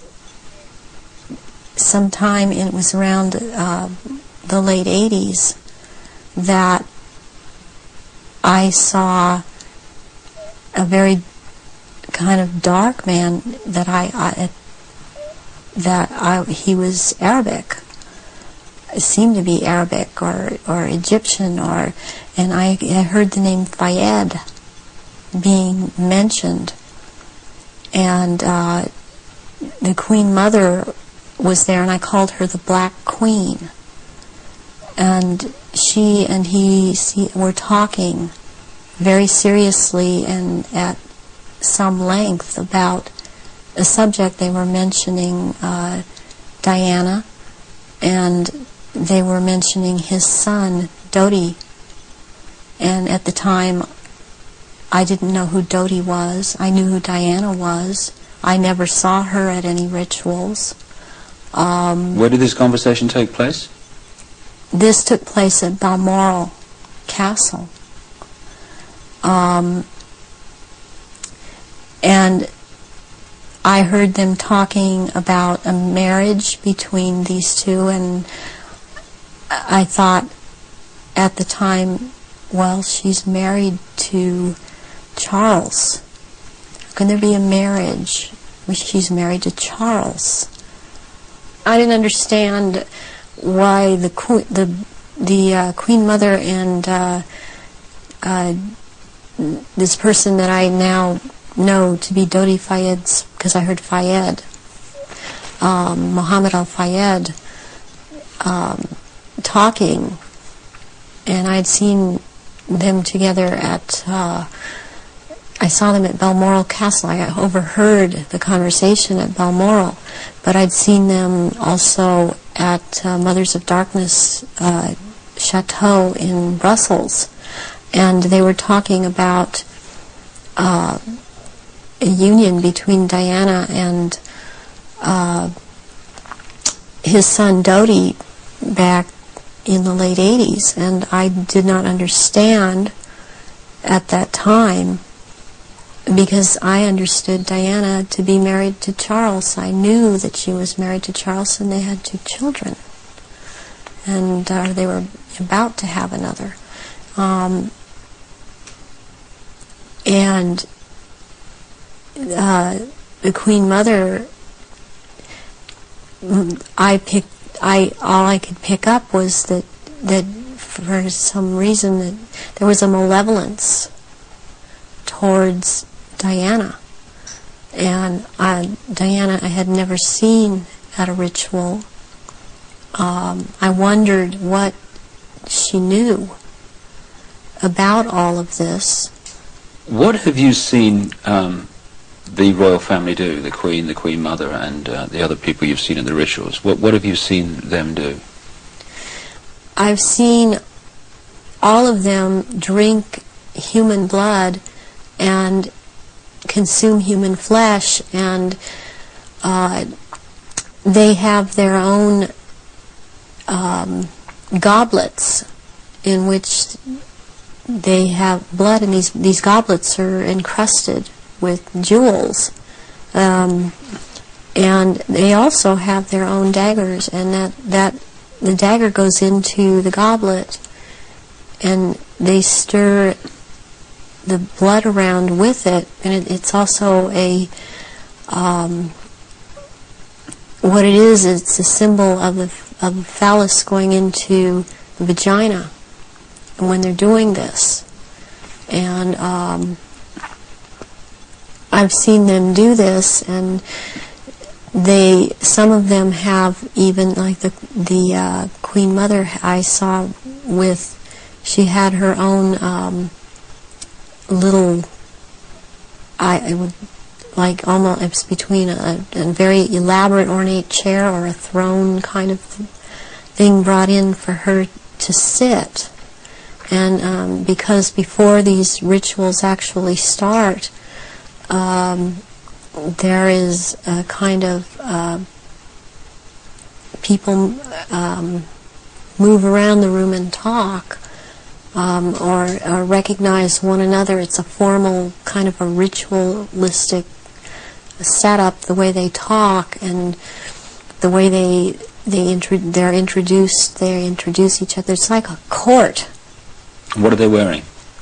They're wearing robes. They're not wearing anything underneath the robes, and the robes are very ornate. They all have, the one thing in common they have is they have a red color like blood, and some of them have purple, and they have gold kinds of lines running through them. They have the Merovingian symbol of France, the fleur-de-lis, and there are jewels that are sewn in at certain points on these robes, and they wear these robes, but they don't wear anything underneath the robes, because what is going to happen, what the rituals are all about, they're going to shape-shift, and they can't have anything on under the robes. And there are orgy kind of things that go on at the rituals also. And involving the royal family of Britain? Yes, involving the royal family of Britain, and the sacrifice and the eating of, consuming the sacrifice, and they are involved in that. You've seen them do that? Yes, I have seen them do that. People in Britain, listening to what you're saying, would obviously be staggered, I guess anywhere in the world, but what would stagger them mostly is in Britain, the Queen Mother has an image of being the nation's grandmother. The nice old lady, and good old Queen Mum, what a lovely lady. What's your experience of the Queen Mother? She is very cold in reality, and she is very cruel, and she is very different than she comes across to the public. She's cold-blooded.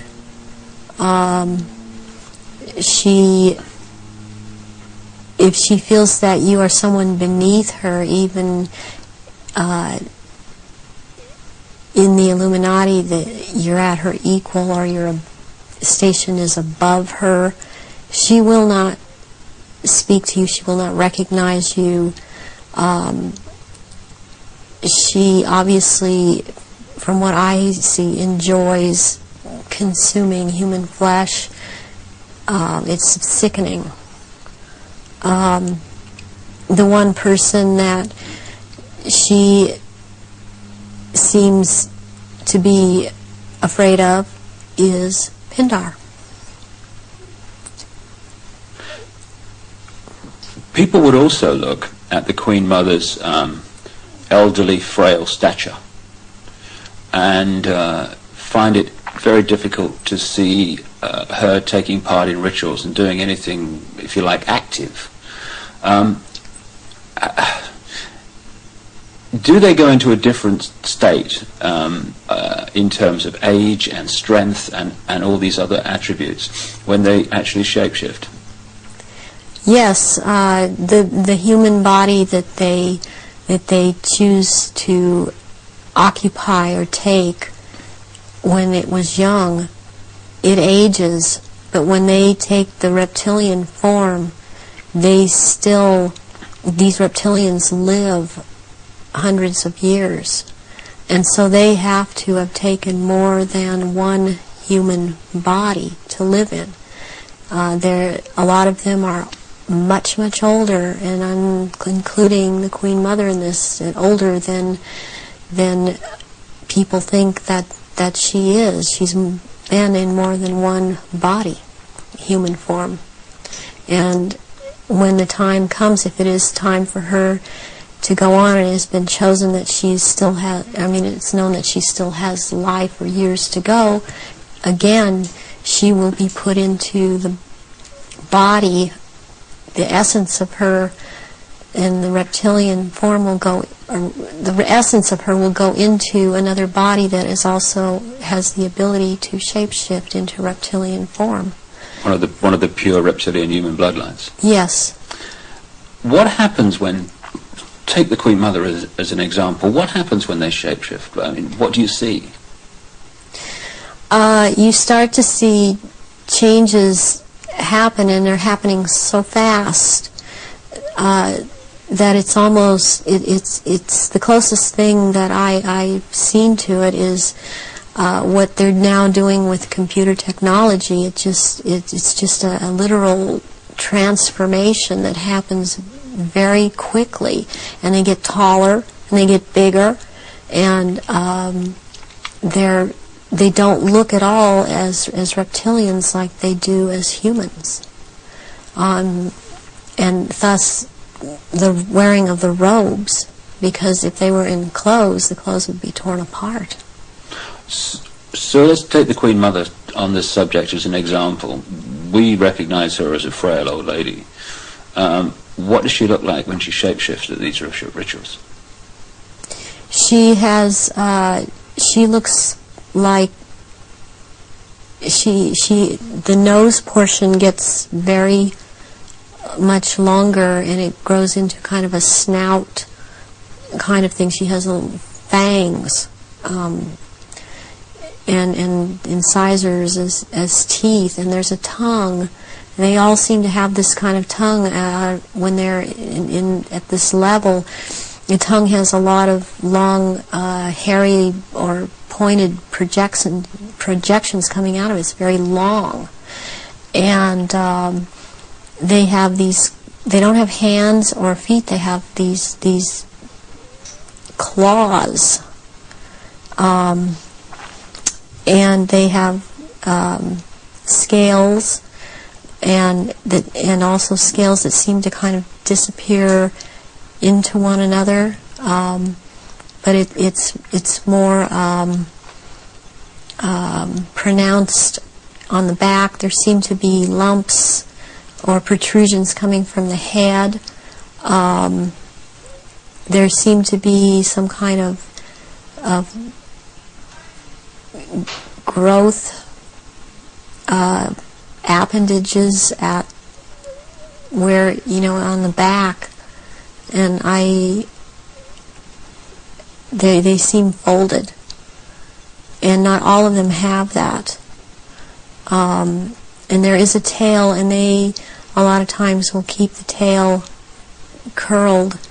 And and I've seen her when she's very displeased with something, as I've seen other members like this. This tail is whipped around, very agitated, and they do, and she hisses.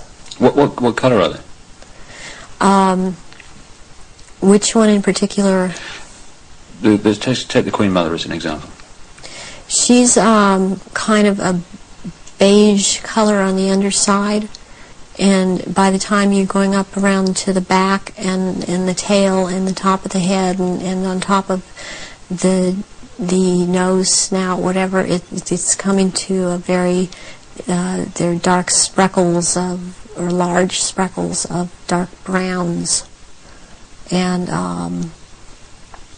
the eyes usually they're large. They look like they're very round, and they look like they're coming out of their sockets, and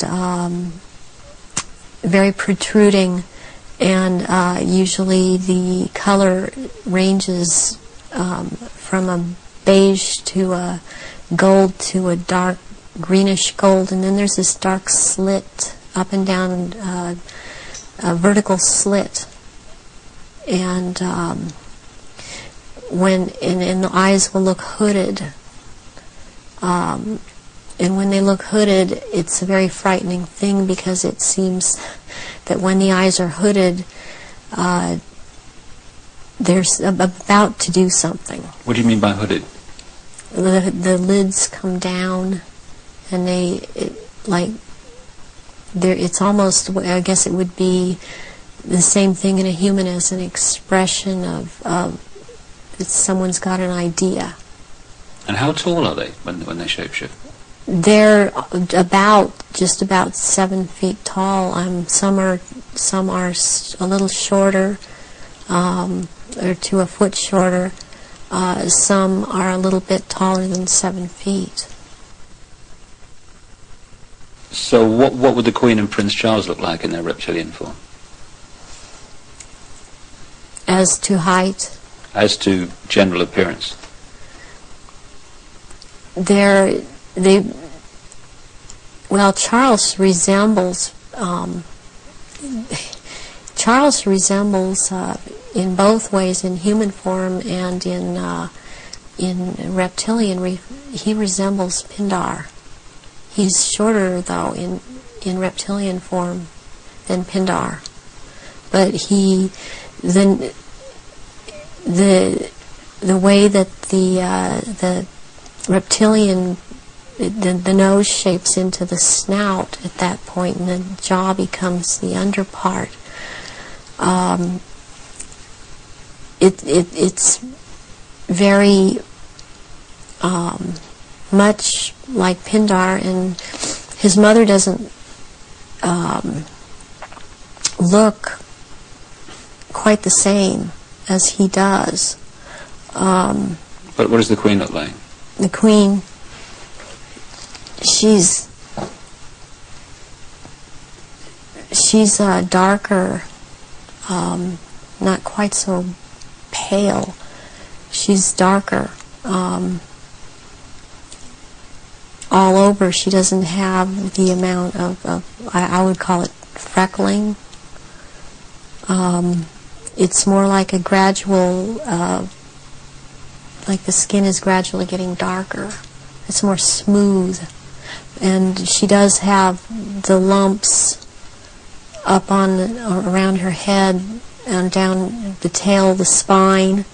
Charles has the tails from down around the spine, and funny enough, he has the protrusions from the skull in the reptilian form, where about or above, right above where it seems like his ears would have been. What is it about the rituals that allow the shape-shifting to happen? When the victims are starting to be sacrificed, it's the scent of the blood, and they start shape-shifting at that point in time, and they can hardly wait to get to the blood. It's like they're addicted to the blood, and then the consumption of human flesh that follows. What have you seen the Queen or any of the royal family do in relation to that? Have you seen them sacrifice and consume human flesh? There are certain times when they will actually do a sacrifice, or there will have been someone doing a sacrifice, and it's not happening fast enough for them. So they will step in and finish it themselves, because the sacrifice the ritual has to be gone through. It's sacrificially, ritualistically, it has to have been gone through, and they will step right in and just start tearing the throat out, and they're getting all this blood from the jugular vein at the same time, and that has happened when there are many there that are going to be sacrificed, and they just can't wait, and tearing into the contents of the abdomen and stomach of a victim afterwards. Who have you seen do that? I've seen the Queen Mother do that, and Prince Philip and Charles. I've seen Guy de Rothschild do this. It seems that I've seen it more among royalty, or so-called royalty, do this than people that are not titled. That they don't seem to. They seem like it feels like they don't dare, but they shape-shift nonetheless. But it's like the royals that step in and just start tearing away, as they can hardly wait. How long can they hold the reptilian form in these occasions? During the rituals, it's much easier for them to hold their reptilian form. They can stay in that form. What it is that they have a hard time holding their human form. And as long as they're around blood and the scent of blood, they can't hold human form. Right. Where do you think the story of Diana fits into all this? In terms of the ritual that you know about, and the royal family background that you know about, what was all that about? What happened in Paris? Diana was a ritual sacrifice because she's named after a goddess, Diana. She was chosen from before birth for the purpose of which she served. I understand and very well, and am very empathetic towards Diana, because in a way it parallels what happened to me, to have served your purpose, had 2 children, and then be tossed aside. And to her horror, though, she obviously never attending a ritual, she knew something was happening, and she knew what was going on, and could not be trusted to be at a ritual anyways. I don't think that Diana would have attended a ritual. I don't think that they could get her to cooperate in this because she actually saw for herself that this was going on after she married Charles. Was there any way, when Diana was married to Charles, without attending a blood ritual, that she could have seen him or one of the others become a reptile? They have a tendency when they're asleep to shapeshift, and they have to consciously hold their form, and when they're asleep they have a tendency to not hold human form and to shapeshift into reptilians, and there could be other things that happen. I'm thinking about the times that Diana would have gone through a menstrual period. Well, that would have also really triggered some of these people in the royal family that are reptilian around her to want to shapeshift, or any woman, any human woman in that household that would be having a period, that scent of blood would tend to cause a momentary shapeshift. What was the whole, what appears to be a ceremony surrounding her assassination? What was that about? The rumours that she was pregnant, the Egyptian Dodi-Fayed, and the place where it all happened, which is an ancient sacrificial site to the goddess Diana. How does all that fit together in the rituals that you know about? Okay, the crown aspect of the goddess is Hecate, and the day of Hecate is on August 13th. And what is very prevalent in this with the Illuminati and what they've done with the Druidism and other and Egypt, the Egyptian religions, is they like to mirror the numbers. And so as like, for example, with the goddess Isis, her number is 18. When you mirror it, it's 81, and that is the number of the sister of Isis, Nephthys. And Nephthys was considered the evil sister to Isis. With Hecate, what I think happened here is that she was sacrificed, and it was a very important sacrifice because 3 people died, and it was a picture of the triad of Isis, Osiris, and Horus to them.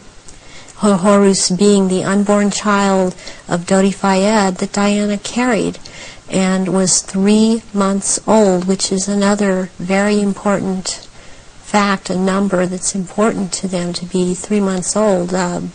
Sacrificial babies are taken in utero at 3, 5, and 7 months. And when I heard about this was a deal that I understood now had gone down. And she had to die in that tunnel because that tunnel is the passageway for Diana, the goddess. And she died at the 13th pillar again because of Hecate. And she died on the 31st because it's the mirror image of 13. And my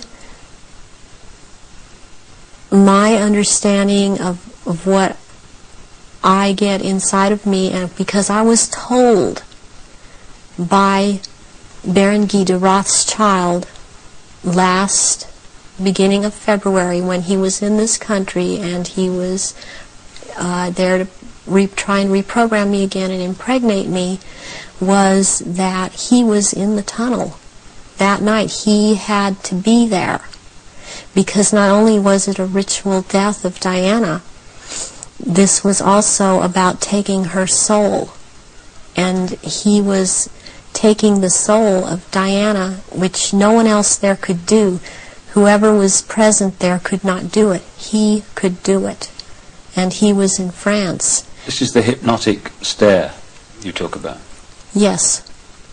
And drawing in the breath. And he had to be there to do this ritual killing, this ritual murder. This would mean that the ambulance team and a doctor that arrived within a minute of the crash coming the other way must have been in on this whole deal, or at least the people in charge of the ambulance team.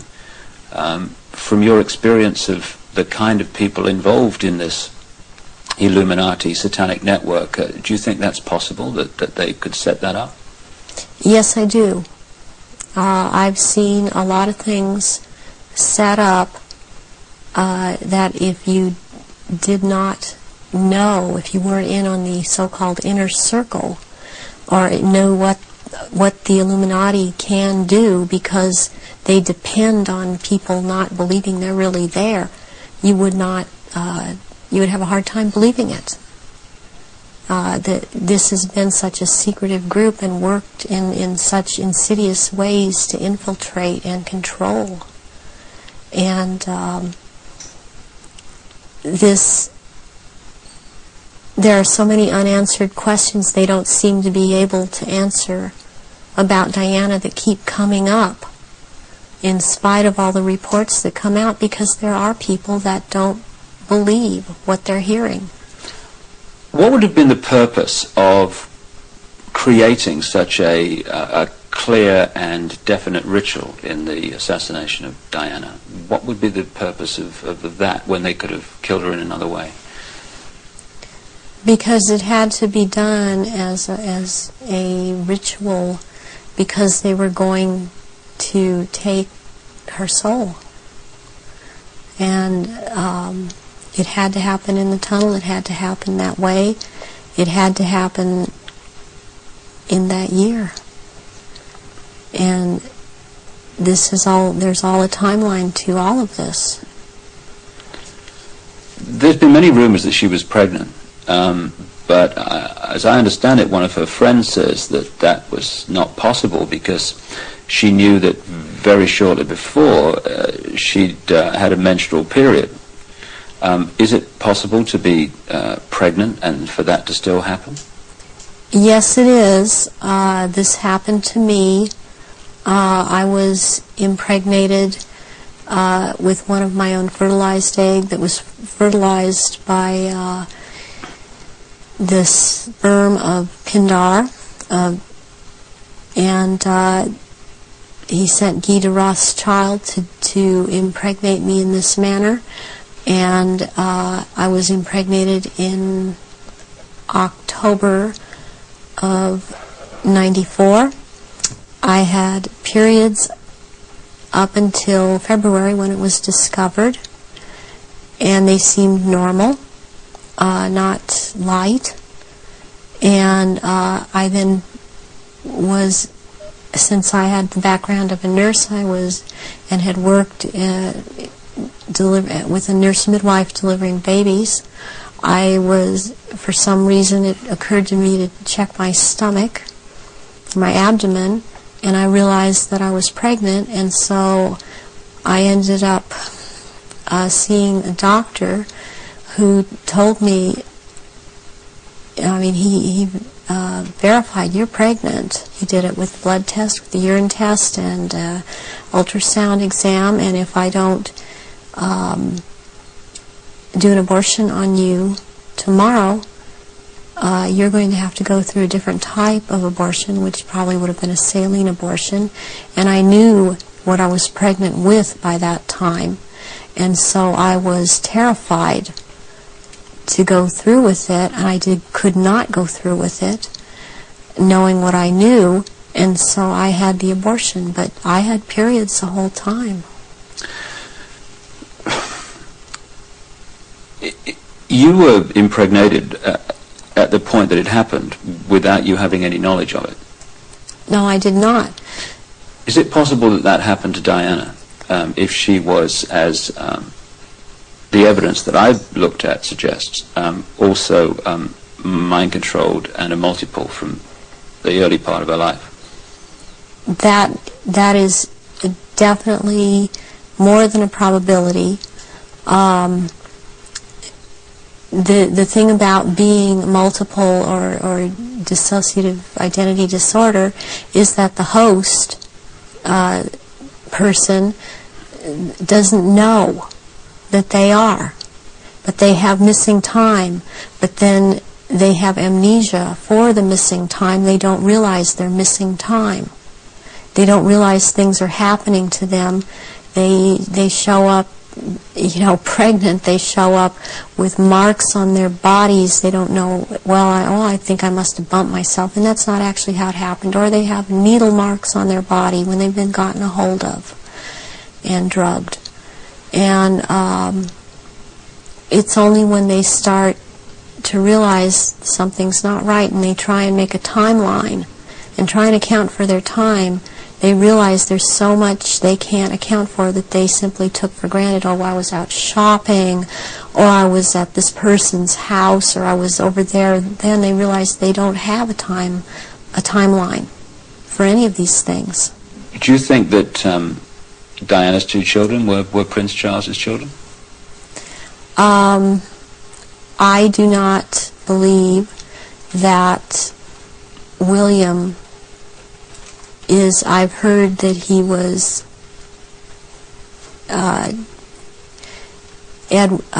Charles's son. I've heard about someone else, and I believe that it was neither. I believe that this child of Prince William is the son of Pindar, and she was impregnated, and she did not realize that.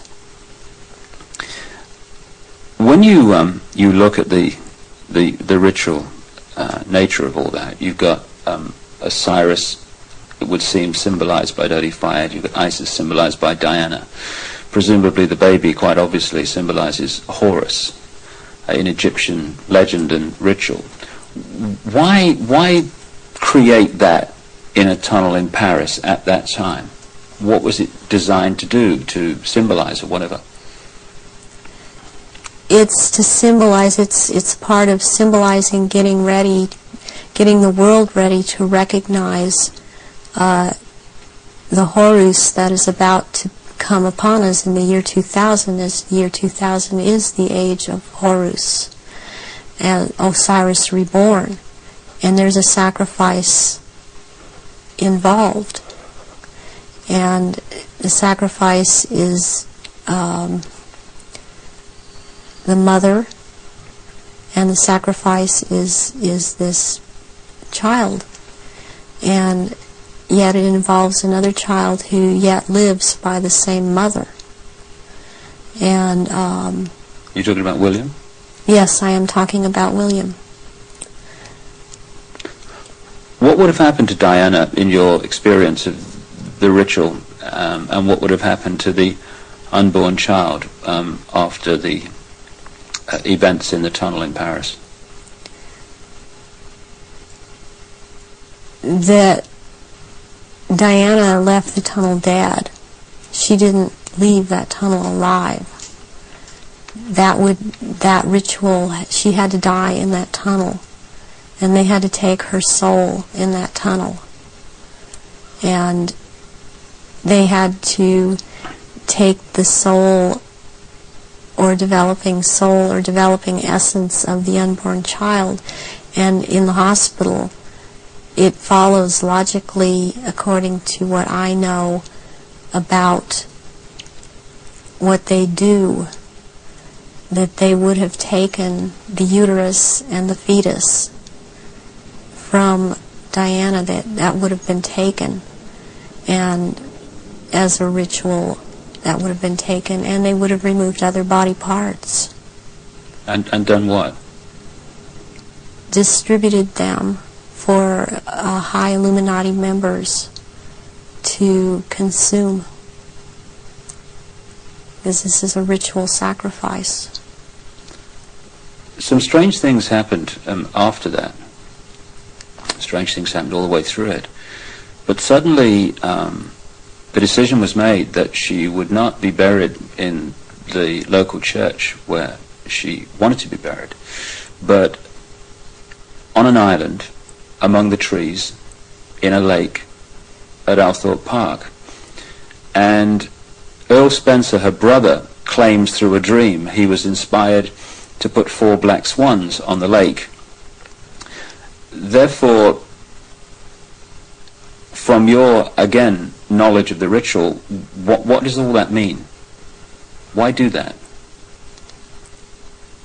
Because 4 black swans have to do with 4 directions, 4 seasons. They have to do with sealing something for all eternity. To have 4 of something black, like that swan's figure in Celtic mythology, quite a bit in the Druid mythology, and black is the color of Hecate, and also one of the goddess aspects, the 3 goddess aspects that they have, the name is Black Flame or Black Star, and Black Flame means unto death, and so therefore the color black, and somewhere in there would be a flame. The decisions after her death to put her on an island among the trees in a lake and the 4 black swans were all, at least on the surface, taken by her brother Earl Spencer. Have you any experience of him? Earl Spencer I have seen at rituals. He's definitely tied into it. Her family has been part of this. She has this bloodline.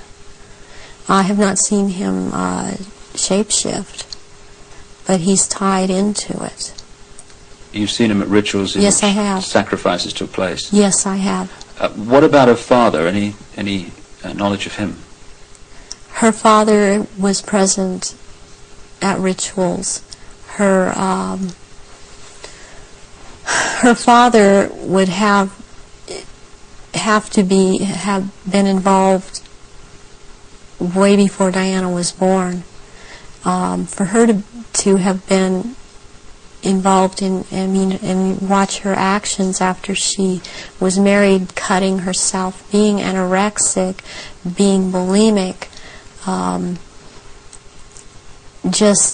these are so indicative of someone who has been involved in mind control, has been hurt, and has been forced to follow mind programming. That this would have started when she was a little child, and her father would have been involved. So if they got her into this mind control stream from birth, presumably they would have been able to shape events right from that point to the 13th pillar. Yes. Yeah, they would have.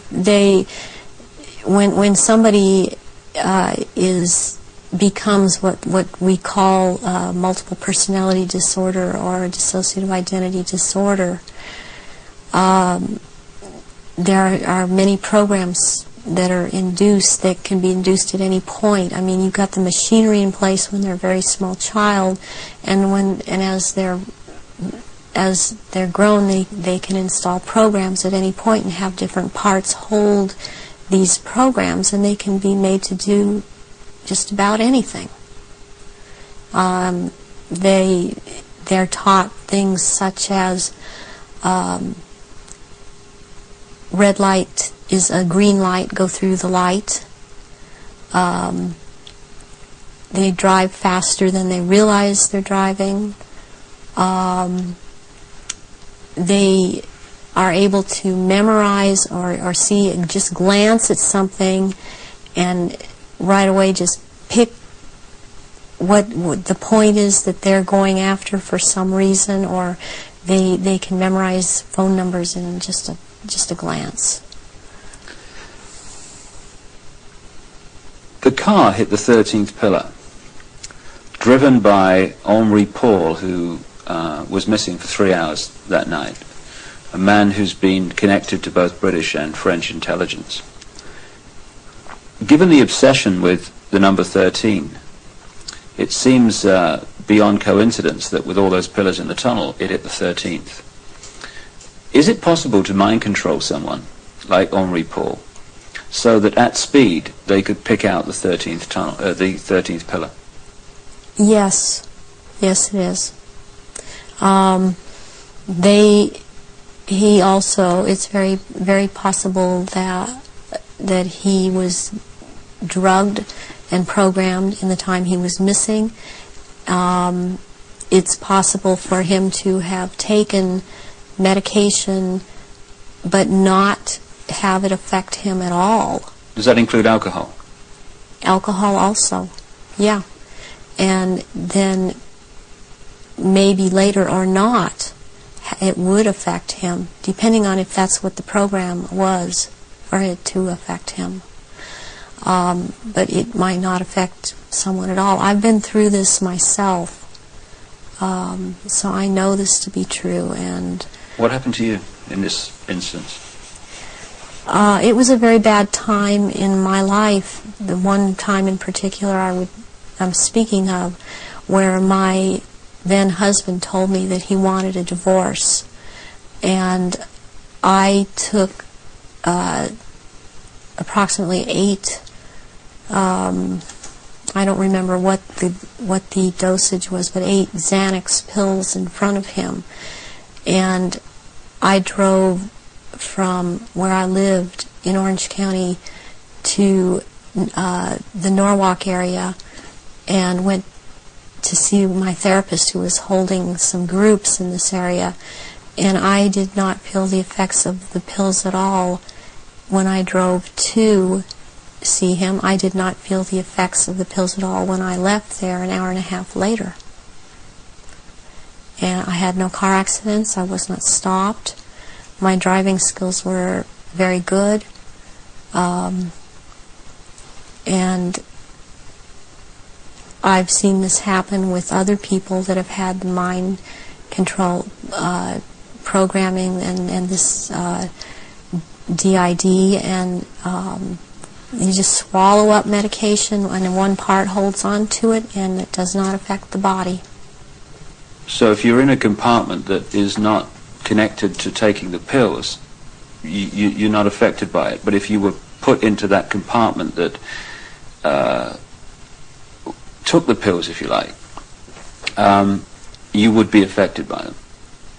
Yes, and you can also have, what they can do with you is have a whole bunch of altars or parts lined up that, okay, you will be out from this point to this point, and then you, this next part, will be out at this, from this point to this point. They can keep going like that. It can be a very complicated, long thing, but they can line them up that way. That's the way the programming goes. Do you think this could explain the apparent mystery of a alcohol reading of Henri Paul that was equivalent to 8 Scottish on an empty stomach, while the video evidence of the Ritz Hotel security cameras is that this was not a man in the minutes before he drove Diana into the tunnel that was in any way at that level of drunkenness? Yes, that can very well explain it. With this kind of mind control programming that they do, once you go into that mode that they want you in, you can be hurt and in a lot of pain, or you can be drugged to the gills, or have drunk too much, and you appear to be in no pain at all, appear to be perfectly with it. and you don't feel it. You feel all right. People would find it difficult, just coming from their own experience and observation, that someone could drive a car into a tunnel at considerable speed and pick out among 30-odd the 13th pillar.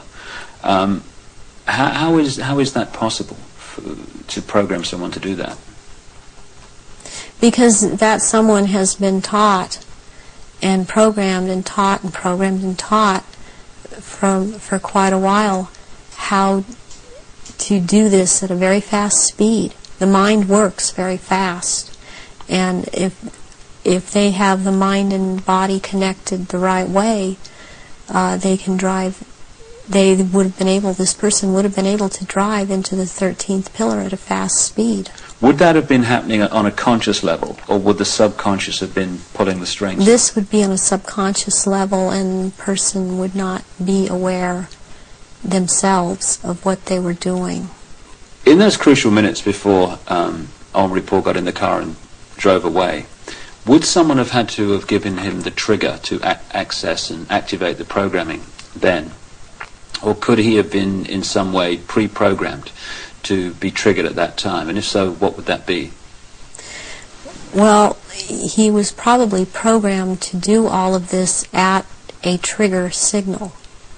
And so what happened is that somebody triggered him with a preset signal that he was told, when you are given this signal, you will act out. But the program was already set to go off when the trigger, when he saw the trigger. What form could this trigger have taken? It could have been a hand signal. It could have been a certain type of handshake. It could have been a color that he saw that was flashed in front of his face. It could have been a certain person doing a hand signal. It's most likely that there was a person present that he was to react to when this person said something or signaled him in some way. Given the extent of your programming from birth, how was it possible for you to break out of it, as you appear to have done now?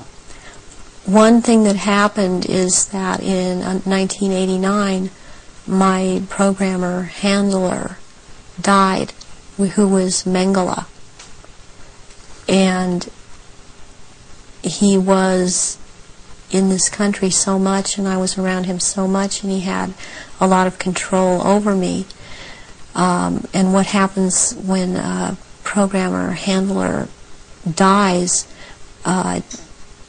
they usually have taught the person that they've been working with, to be very, very loyal unto death to them. And that's something that they, in the end, it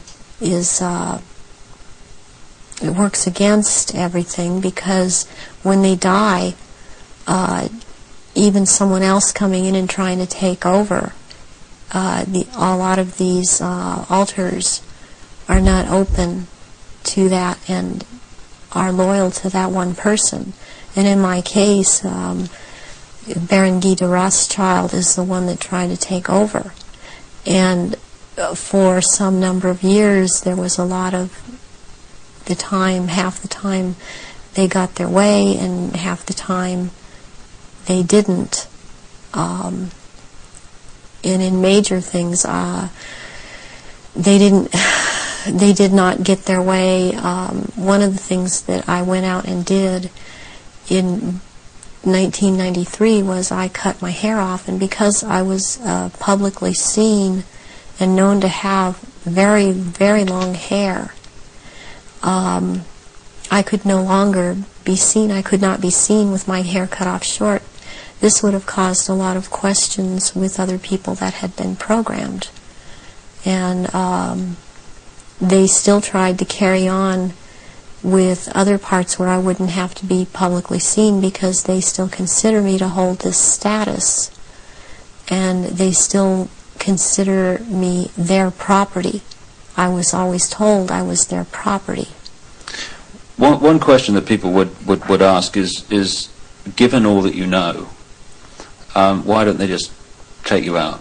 They still have plans for me, and this was told to me just a few days ago by someone else who has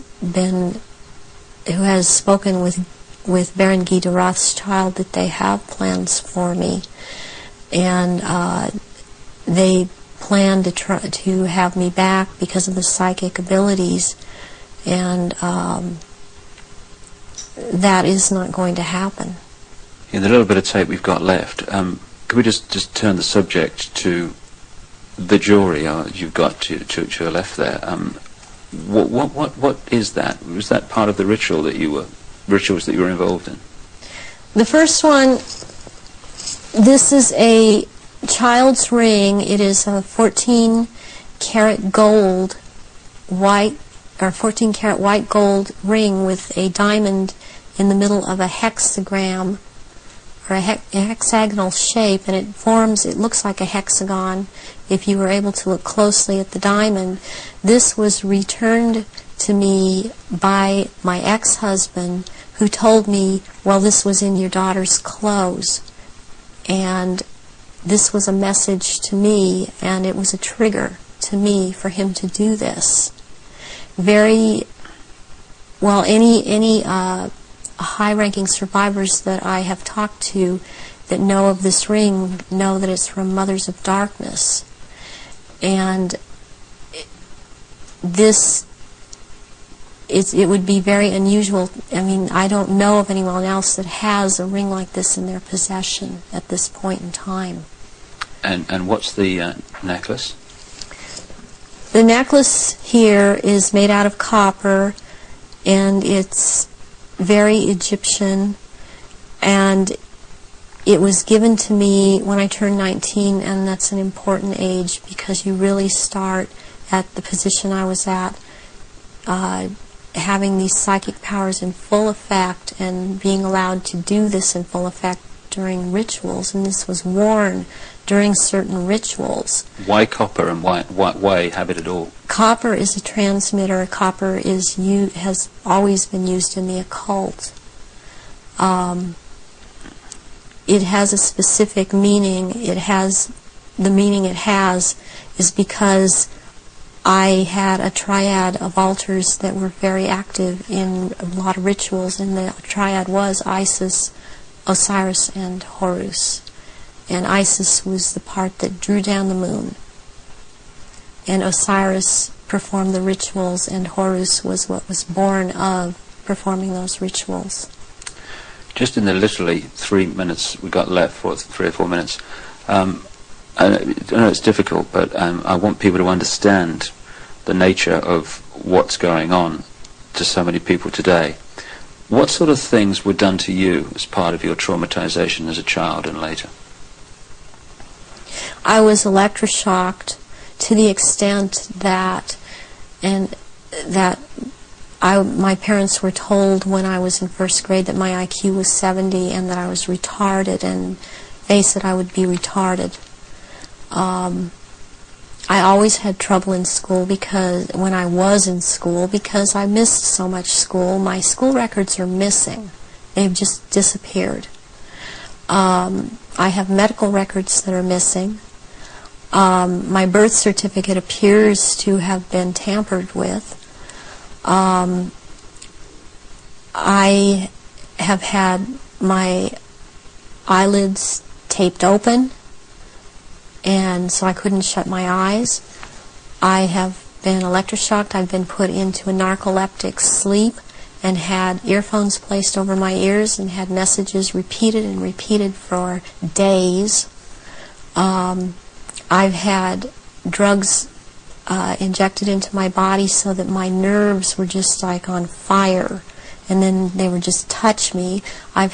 Since I wasn't allowed to have marks on my body, they couldn't use a cattle prod on me, but they do use cattle prods on people in torturing them, and they do use electrical stimulation to the genitals and also on the teeth. and they like to inject between the toes and under the fingernails and up in the gums. I've also had some kind of scarring done up through the roof of my mouth all the way up to the brain stem back here that gives me a photographic memory. And I have calcium blocks around the pineal gland that seem to be perfectly spaced and even, and it's very, very curious. The doctors can't seem to come up with a reason for that. I have been programmed to be anorexic, to be bulimic. For the government programming, since I was also used by the government in this country, I was programmed to cut my arms if I started to remember, which I was punished for by the Illuminati, as I was not to have these marks upon myself. I was made to eat my own feces as a little child. I was made to drink my own urine. I was not allowed to go to the bathroom. I was placed in a sensory deprivation tank. I had my shoulders, my knees, my toes, and my fingers, my elbows dislocated and then put back into place when they wanted me to be traumatized. I've repeatedly had phone calls of tones coming over my phone, and tones that you can't make by pressing telephone buttons, tones that sound like sonar sounds from a submarine, tones that sound like they were made by some type of instrument. And I have had directed energy used on me, ELF, low frequency electric waves used on me, microwave energy. And this in turn has created two different, would hear one tone in one ear, one tone in different tone in the other ear. It creates a third tone. They're called tritones. They change the electrical activity of your brain waves and to put you in the state they want you in. I have been programmed to run through red light, thinking it's green. There's been a lot of programming done around my children. They've used my children against me. And it's a very painful subject with me. To know that this is happening to my children. The same thing that's happened to me. It's hard, it's easier, I don't know if I can make people understand this. It's easier for me to have, okay, I can handle that I went through this. And what I want most is to expose these people because of what they're doing to children all over. But they're doing it to my children too. And my daughter believes I've abandoned her. My son believes I abandoned him. And they don't have hope when they're children. They don't have hope when their mother's taken away from them and they're told that their mother just left them. So this is a cycle that goes on with thousands and thousands of survivors, not just myself. And this is how they perpetuate it if there is a parent that's protective that believes and has found out this is happening.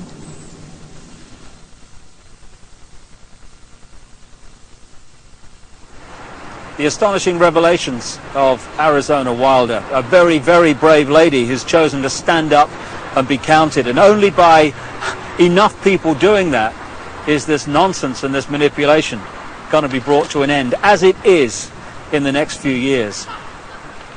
Well, we've come to the end of our little tour of the centre of global control, and we're here now outside the Houses of Parliament in London, the so-called mother of parliaments, because of course it has provided the blueprint for so many other so-called democracies all around the world.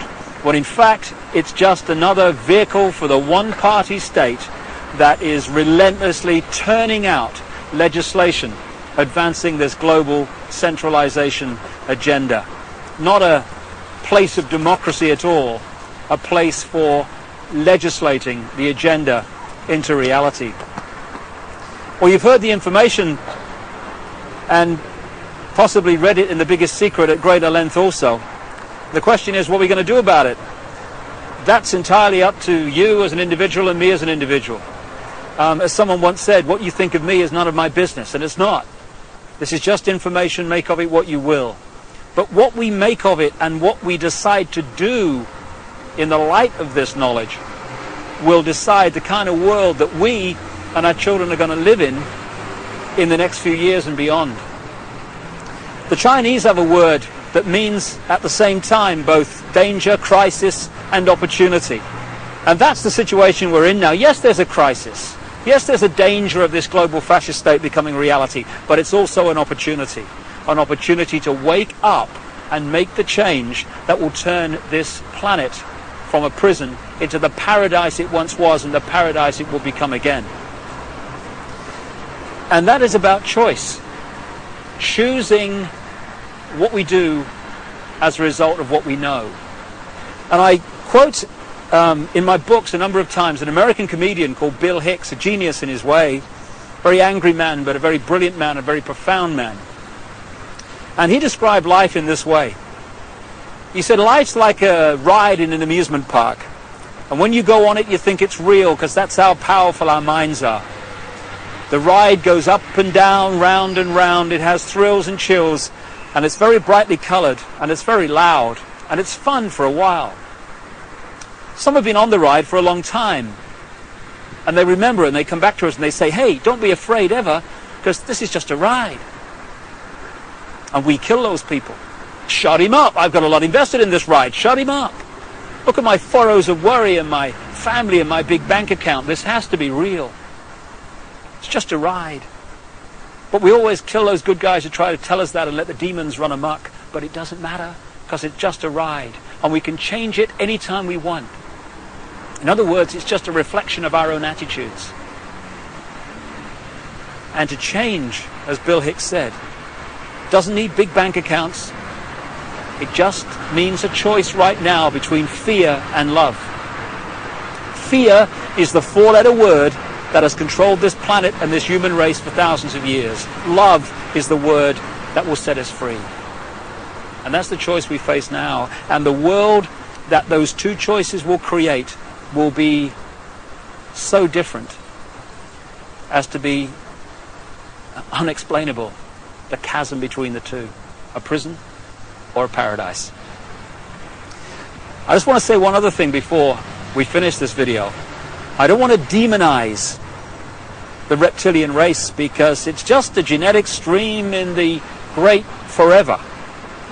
I'm talking about a small number of this reptilian race that is behind this manipulation, not the race in general. And indeed, many of the reptilian stream, both in physical bodies and in other dimensions, are working now to help humanity win their freedom, win our freedom back. And I'd like to thank once again also Arizona Wilder for having the guts to stand up and speak her truth. And if enough people do that, then this house of cards, because that's all it is in the end, is going to fall. And I'd like to thank also my friend Brian Desborough for helping Arizona and for his own commitment to truth. We're now at the crossroads of the evolution of the human race, or a crossroads anyway. And the good news is this: there is a global awakening going on. I've spoken in something like 20 countries in the last 18 months. People are waking up. They're asking questions. They're seeing themselves and the world in a different light. And this is going to gather pace and is gathering pace all the time. And it's this transformation of human thought and perception that is going to bring the change that we've dreamed about for so long. Dreams are merely imagination, which can be made reality if we're prepared to do what is necessary to achieve that. That's the challenge we face now. It's a wonderful, wonderful time to be alive, and we're all privileged to be here to play a part in setting this world free for the first time in known human history. From the epicenter of global control, but not for very much longer. Thanks for listening. Goodbye.